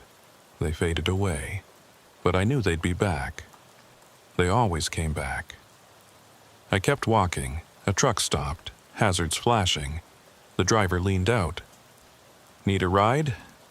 I looked at him. Normal face, normal eyes, human. "Yeah," I said. "Yeah, I do." "Where you headed?" "Anywhere but here." He laughed. "I hear that. Hop in." I climbed into the cab. It smelled like coffee and cigarettes. Normal. Safe. "Name's Pete," the driver said. "David," I lied. "Well, David, you look like you've had a hell of a night." "You have no idea." We drove east, away from the burning farm, away from the memories, but not away from the truth, because the truth followed in every shadow, every reflection, every moment of silence. Ada was gone, but the figures remained, the cracks remained, the threat remained, and somewhere in that other place, millions of witnesses waited, conscious, aware, eternal. The war wasn't over, it had just begun, but that night, in that truck, heading east on I-80, I just wanted to pretend I was just another trucker, just another person who'd never seen too much. Pete turned on the radio. Classic rock, normal, human. I closed my eyes, tried not to think about Ada, tried not to see the other place, but behind my eyelids they were there. The figures. Pete dropped me off at a truck stop outside Davenport, just as the sun was coming up. Said he was heading south. I thanked him for the ride. Watched him drive away. The truck stop was busy. Morning shift. Drivers fueling up, grabbing coffee, checking loads. Normal world doing normal things. I envied them. I used the phone Harlan gave me to call dispatch. Told them I'd had a medical emergency. The truck was abandoned outside Des Moines. They weren't happy, but they said they'd send someone to recover it. My career was probably over. Abandoning a load was the kind of thing that followed you. But I didn't care. I had bigger problems. I rented a motel room across the street, cheap place, bed bugs and water stains. Perfect for disappearing. I needed sleep. Real sleep. But every time I closed my eyes, I saw Ada walking into that tear, choosing to cross over. The phone rang at 3 p.m. Harlan. We found something in the farm's basement, documents, lists of names. Witnesses, future witnesses, people they planned to expose to crimes, to create more cracks. How many names? Thousands, across 6 states. Jesus. We're trying to warn them. But how do you tell someone they're being targeted by interdimensional entities? You don't. You just protect them. We don't have the resources. There are 12 of us who know about this. 12 against thousands of collaborators and millions of entities. Then you're going to lose. Not if we can find their source. The original crack. The first witness. How old are these things? According to the documents, the modern wave started in 1952. A farmer in Nebraska saw something he shouldn't have. Military experiment gone wrong. He was the first collection. 1952. They've been taking people for 70 years. Longer. But 1952 was when they got organized. When they found human collaborators. Who? Who's helping them? We're still working on that. But it's big. Government level, corporate level. People with power who benefit from witnesses disappearing. I thought about all the missing persons cases, all the unexplained disappearances. How many were collections? There's something else, Harlan said. We found references to a failsafe, something called the Great Collection. What's that? Mass collection. Everyone who's ever witnessed anything, all at once. That's millions of people. Billions, potentially. Anyone who's seen a crime, an accident, an injustice. The entities have been marking them all. When? Soon. The document suggests they're waiting for critical mass, when there are more witnesses than non-witnesses. How do we stop it? Find the source. Close the original crack. It might cascade, close all the others. Might? It's theoretical. Based on what Ada did at the farm, her voluntary crossing caused a localized collapse. Ada. I tried not to think about her, failed. I can't help you, I said. I'm done. I understand. But Ezekiel, they're still watching you. You're marked. Whether you help us or not, you're part of this. I looked out the window. Across the parking lot, they were there. 3 figures, standing perfectly still. They're here, I said. How many? 3. That's new. They usually appear in pairs or groups of 4. What does it mean? I don't know, but be careful. He hung up. I watched the figures for an hour. They didn't move, didn't glide, just stood there. Then one of them raised its hand, pointed at the motel, not at my room, at the room next door. I heard a scream, muffled, cut short. I grabbed the tire iron I'd bought at a hardware store, went to the door, listened. Silence. I knocked on the neighboring door. Everything okay in there? No answer. I tried the handle. Unlocked. The door swung open.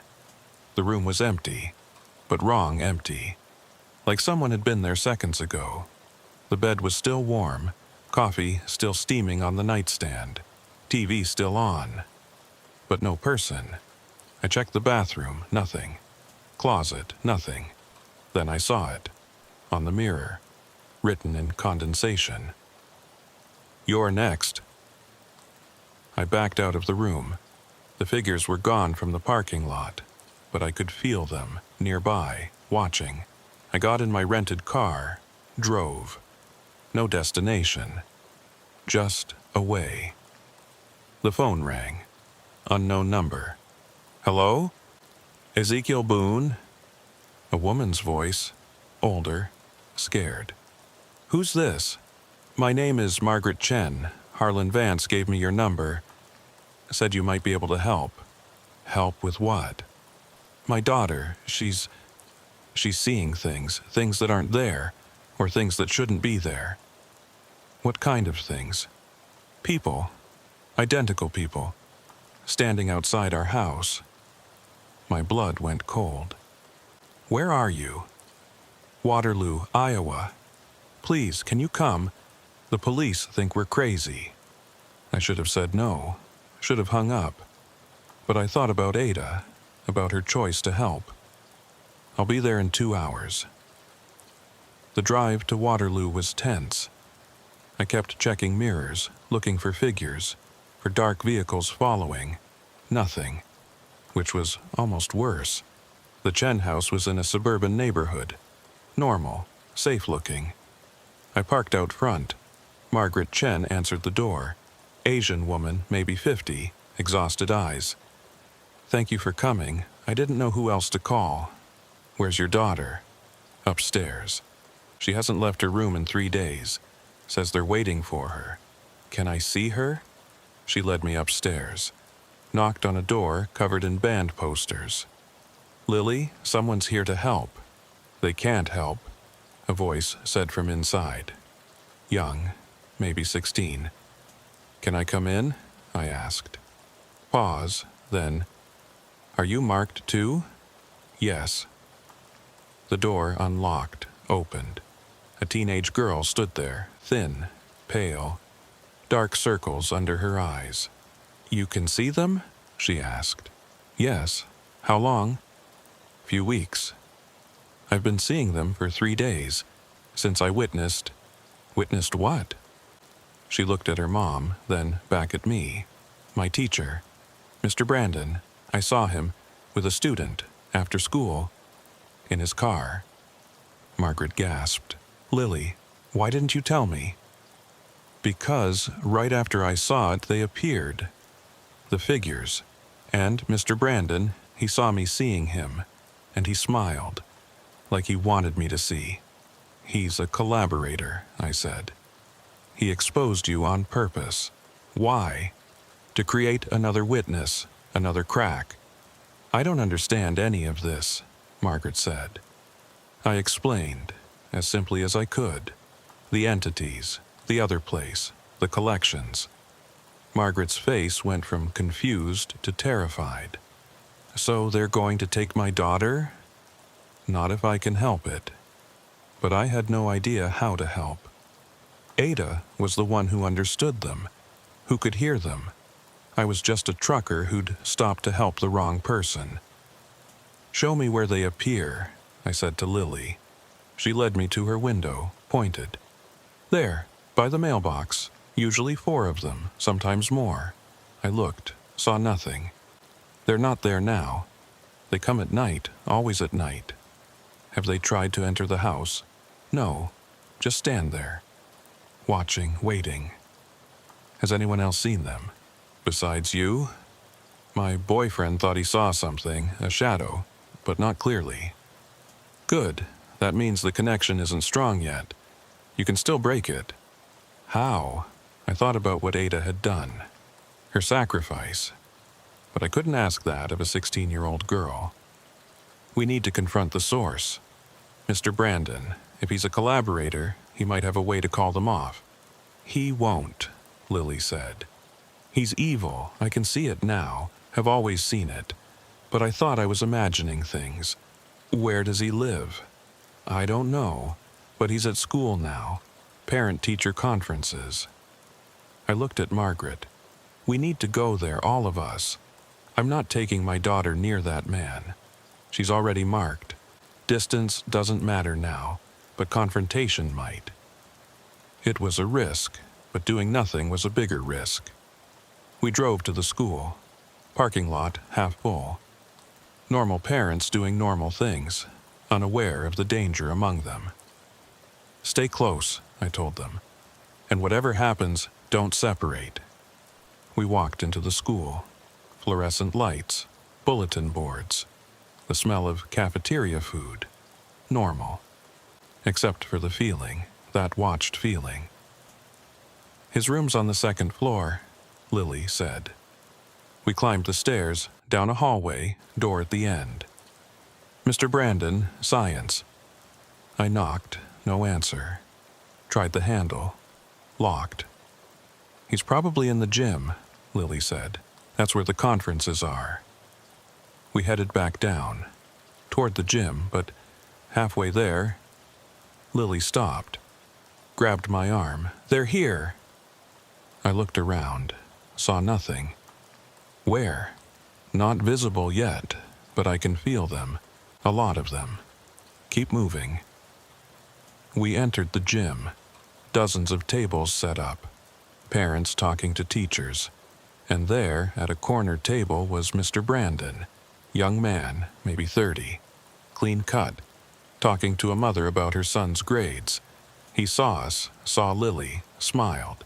We walked over, waited for the other parent to leave. Lily, he said, I didn't expect to see you here. We need to talk, I said. And you are? Someone who knows what you're doing. His smile didn't waver. I'm afraid I don't understand. The figures, the entities. You're feeding them witnesses. Now his smile widened. You're one of them, the marked. I can smell it on you. Call them off. Leave the girl alone. I can't do that. She's already been selected. The process has begun. Then stop it. Why would I? Do you know what they offer us? The collaborators? Protection, power, a place in the new world. What new world? The merged world. When the barriers fall completely. When the collected return. Return? They can return? Oh yes. Changed, of course, improved, servants of the new order. You're insane. Am I? Look around. The world is breaking already. Climate, politics, society, all crumbling. The merge is just the next step. And you're helping it happen. I'm ensuring my survival, and the survival of those smart enough to collaborate. Margaret stepped forward. You're a teacher. You're supposed to protect children. I am protecting them. From the chaos that's coming, the collected will be safe, preserved, as slaves, as evolved beings, beyond human, beyond suffering. Ada didn't look evolved, I said. She looked terrified. Brandon's eye twitched. Ada Whitmore. You knew her? I was with her when she crossed over. Impossible. No one crosses over and returns. She didn't return. She chose to cross, to break your system. Now his smile was gone. She caused significant damage. Set us back months. Good. But only temporarily. The Great Collection is still coming. Days now, not weeks. How do we stop it? He laughed. You don't. It's already in motion. Every witness, every marked soul will be collected simultaneously. Billions gone in an instant. There has to be a way. Kill every collaborator. Close every crack. Destroy every anchor. Impossible. Where's the first crack? The original. His eyes narrowed. Why would I tell you that? Because you're proud. You want someone to appreciate the scope of what you've done. He considered, then, Scottsbluff, Nebraska, an abandoned military facility. That's where it started, but it's too heavily guarded, by us and them. Them? The entities have a physical presence there, not just projections, actual manifestations. Why there? Because that's where the first experiment happened. The thing the farmer saw, a doorway, a deliberate attempt to breach reality. Who was running the experiment? Does it matter? They're long dead, or collected. Everything matters. Then look up Project Insight. 1952, Military Intelligence, Psychic Warfare Division. Before I could respond, Lily screamed, pointed at the windows. They were there. Hundreds of figures, surrounding the building. It's starting, Brandon said. The collection of this town, you brought them here, you know, your presence. Two marked souls together, it's like a beacon. Parents were starting to panic. Not because they saw the figures, but because the lights were flickering, the temperature dropping. Everyone out, someone shouted. Stampede toward the exits, but the doors wouldn't open. Sealed. You did this, I said to Brandon. No, they did. When enough gather, they can affect physical reality. How do we stop them? You don't. But there had to be a way. Ada found a way. Fire, I said. Fire disrupts them. You want to burn down a school? I want to save these people. The figures were entering now, walking through walls. People couldn't see them but could feel them. The wrongness, the cold. The chemistry lab, Lily said. Burners, chemicals. That could work, I said. Margaret, get Lily out. Find another exit. What about you? I'm going to create a distraction. I ran toward the chemistry lab. Brandon followed. Not to help, to watch. You're wasting your time, he said. Maybe. The lab was unlocked. I turned on every gas burner, looked for accelerants, found alcohol, acetone. This will kill people, Brandon said. No, it'll save them. I started pouring chemicals on the floor. The smell was overwhelming. You're insane. I learned from the best. I pulled out Harlan's phone, called him. The school in Waterloo, I said. Mass collection in progress. I'm going to try fire. We're 20 minutes out. Might be too late. Do what you can. I hung up, looked at Brandon. Last chance, call them off. I can't. No one can. Once a mass collection starts, it's autonomous. Then get out. I want to watch. I lit a paper towel, dropped it in the alcohol. The floor erupted in flames. The effect was immediate. The figures in the lab wavered, became less solid. The fire was working, but it was spreading too fast, out of control. "We need to go," I said. Brandon was staring at the flames. "Beautiful. Chaos and order meeting." I grabbed him, dragged him out. The hallway was chaos. People running, screaming, but the doors were opening now. The figures' hold weakening. I found Margaret and Lily near an exit. "Go, get out!" We ran into the parking lot. Behind us, the school was burning, fire alarms blaring, but the figures were retreating, fading. "It worked," Lily said, "for now." Fire trucks were arriving, then police, then Harlan's black SUVs. Brandon tried to slip away. Harlan's team grabbed him. "Mr. Brandon," Harlan said, "we have questions. I want a lawyer." "You're beyond lawyers now." They took him away. To where, I didn't ask. Harlan approached me. "You did good." "I burned down a school." "You saved lives." The entities were preparing a mass collection. Hundreds would have vanished. Brandon said the great collection is days away. "We know. We're mobilizing everyone we have. It won't be enough." "No, but we have to try." He told me about Scottsbluff, the original breach. Harlan's eyes sharpened. "What about it?"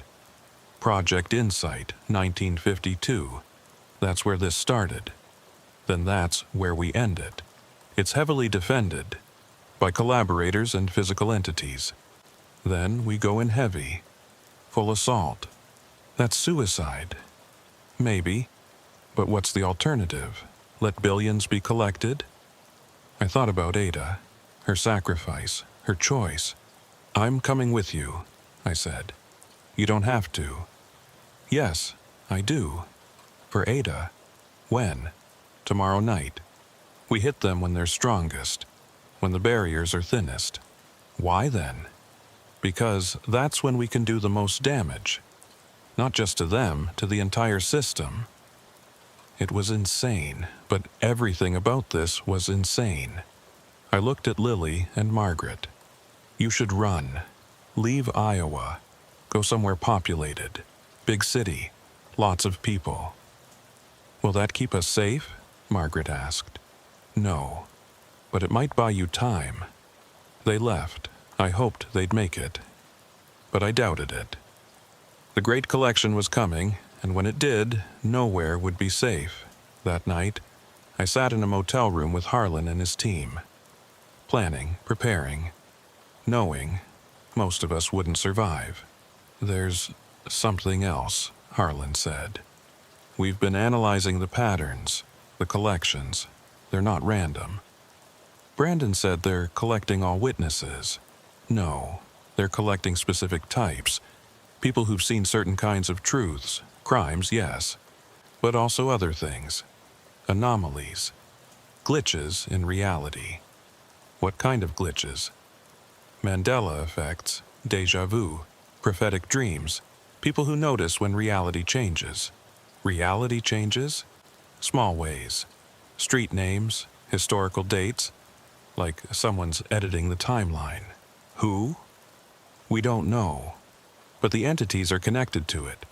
They're not just collecting witnesses. They're collecting people who might notice the edits. So this is about more than just crimes. It's about controlling reality itself, making sure no one notices the changes. Changes to what end? We don't know. But tomorrow, at Scottsbluff, we might find out. I looked out the window. They were there. Dozens of figures, watching, waiting. "They know we're coming," I said. "Good, let them prepare. It won't matter." But I knew it would matter. We were walking into a trap, just like Ada had.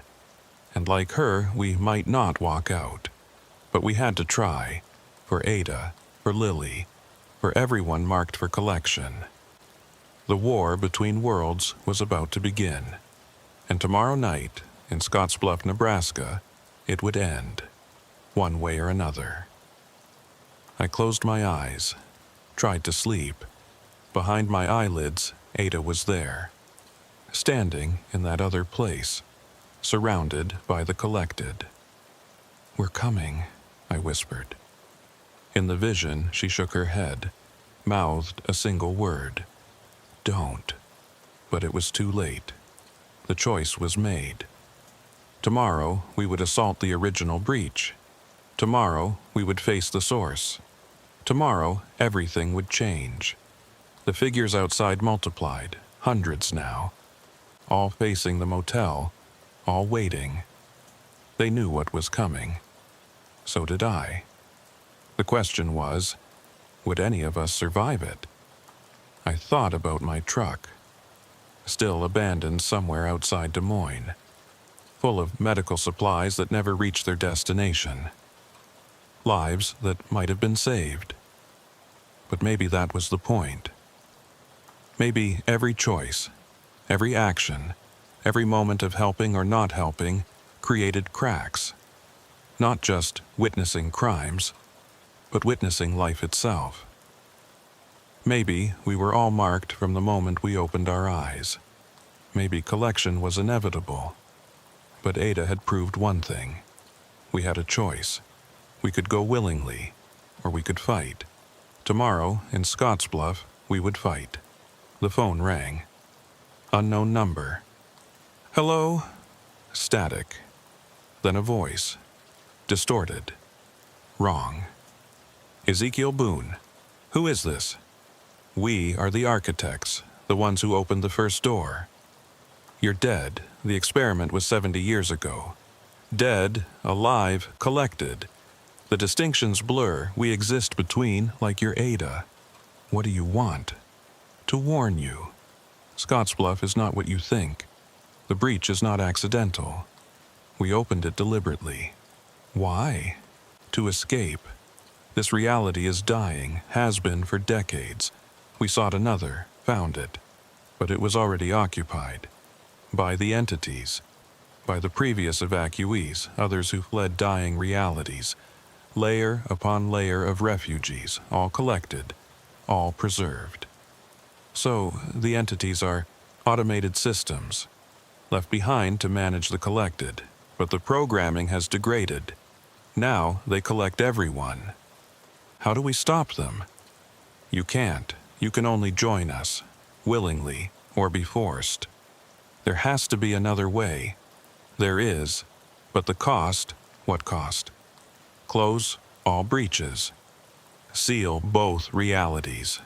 Trap the collected forever, including your Ada. My heart sank.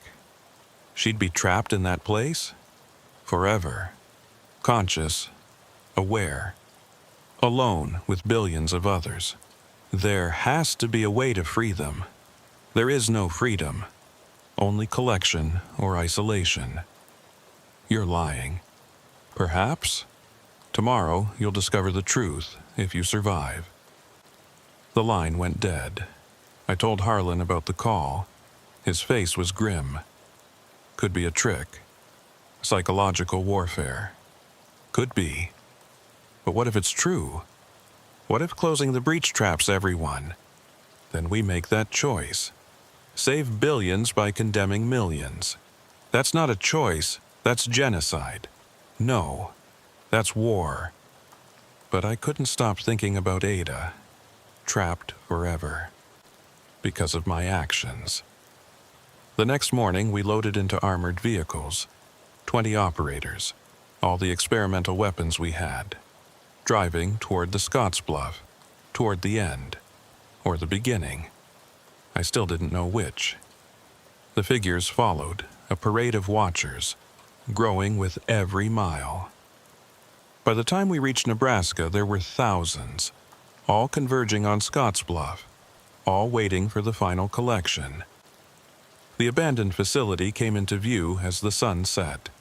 Concrete buildings, rusted fences, and in the center, a structure that shouldn't exist. A tower of impossible geometry, angles that hurt to perceive, surfaces that shifted when observed. That wasn't in the satellite images, someone said. It's new, Harlan replied, or newly visible. What is it? The anchor, the physical manifestation of the breach. We stopped a mile out, set up position. Remember, Harlan said, we go in fast, hit the tower, plant the charges, get out. What about the entities? The weapons should hold them back. Long enough. Should? It's all theoretical. We've never faced this many. We moved in formation, through the fence, across the compound. The figures appeared immediately, not dozens, not hundreds, thousands. Filling every space, a sea of blank faces. Weapons free! The pulse weapons fired, creating corridors through the entities. But for every one that wavered, 2 more appeared. Keep moving! We fought our way to the tower. Up close, it was worse. Not just impossible. Wrong. Like reality itself was broken around it. Plant the charges. But as the team moved forward, the tower opened, not a door, a mouth, and from it came something worse than entities, the collected, but changed, twisted, no longer human, multi-limbed, multi-faced, screaming from mouths that shouldn't exist. Fall back! But there was nowhere to go. Surrounded, entities behind, abominations ahead. This was the trap. This was the end. Then I heard it. Ada's voice, not in my head, in the air. Ezekiel. She walked out of the tower. But not the Ada I knew. This Ada was partially transparent, partially there, partially elsewhere. You came. Ada. You shouldn't have. I had to save you. She smiled, sad, broken. I'm already saved, and damned, and everything between. We can close the breach, end this. Yes, but everyone here will be trapped, including me. There has to be another way. There is. She held out her hand. Come with me, voluntarily, all of you. It will crash the system completely, not just delay, destroy. That's suicide. That's sacrifice. I looked at Harlan, at his team. Young faces, determined faces, about to die. There's another way, I said. We go in, some of us, volunteers. The rest seal the breach from outside. That's still suicide for those who go, but not for everyone. Harlan stepped forward. I'll go. No, I said. This is my fight, my choice. Others volunteered, half the team, the brave half, or the stupid half. Do it, Harlan said. Seal it, whatever the cost. We walked toward Ada, toward the tower. The entities parted. Confused, their programming unable to process voluntary collection. At the threshold, I looked back. Tell Lily she was brave. Tell Margaret her daughter will be safe. Then we entered. The inside was vast, larger than possible, filled with the collected. Millions, billions, all conscious, all screaming. And at the center, the source. Not a machine, not an entity. A child, a young boy, maybe 10, sitting cross-legged, eyes closed. The first witness, Ada said, the farmer's son. He saw the experiment, saw his father die. The trauma broke him, and his broken mind broke reality. He's been here for 70 years? Time works differently here. He's been here forever and never. How do we stop him? We don't. We heal him. How? By showing him he's not alone. She took my hand, led me to the boy. We sat beside him. It's okay, she said softly. You can let go now. The boy opened his eyes. They were ancient, older than worlds. I can't. They won't let me. Who won't? The voices. The witnesses, they're all in here." He touched his head. "All their truths, all their pain. Share it," Ada said, "with us. It will destroy you. We're already destroyed. Share it." The boy reached out, touched our hands. The flood of images was overwhelming. Every crime ever witnessed, every truth ever hidden, every pain ever inflicted. I screamed, or thought I did. Hard to tell where I ended and the others began. But through it all, Ada held on, anchoring me, anchoring us all. "Let it flow through," she said. "Don't hold it. Let it pass." And slowly it did. The images flowed, through us, past us. Out of the boy, he began to change, grow younger, smaller, until he was just a child again. "I want my daddy," he whispered. "He's here," Ada said, "in the collection. We'll find him." The tower began to shake, the geometries shifting, collapsing. "It's working," I said. "Yes, but we need to go now." "Go where? We're inside." "Through, to the other side, the real other side." She pulled us deeper into the tower, through walls that weren't walls, through spaces that weren't spaces, until we emerged. Not in the twisted world, not in our world, somewhere else, somewhere quiet. "What is this place?" "The space between, where the programmers rest, where the system resets. Are we dead? We're paused, while reality repairs itself."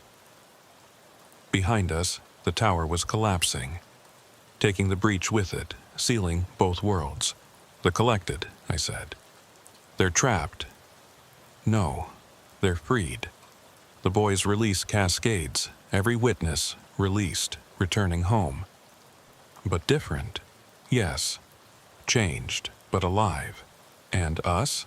We're the paradox we exist between, neither collected nor free. Forever? Until someone opens another breach. Then we become the new guardians, the new entities. That's horrible. That's balance. I thought about it. An eternity guarding the walls between worlds. With Ada. "Could be worse," I said. She smiled. "Could be." In the distance I could see others, the volunteers who came with us, the previous guardians, all waiting. "What now?" I asked. "Now we watch. We wait. We prevent. For how long? Until the last witness forgets. Until the last truth is buried. Until reality stops needing cracks. So, forever. Maybe. Or maybe just until tomorrow." She took my hand. We walked toward the others. Behind us, the worlds sealed. The breach closed. The collection ended. But ahead, infinity waited. And somewhere, in a rebuilt reality, Ezekiel Boone's truck was found. Medical supplies delivered. Lives saved. A small redemption in an ocean of loss. But sometimes small redemptions are enough. Sometimes they're everything.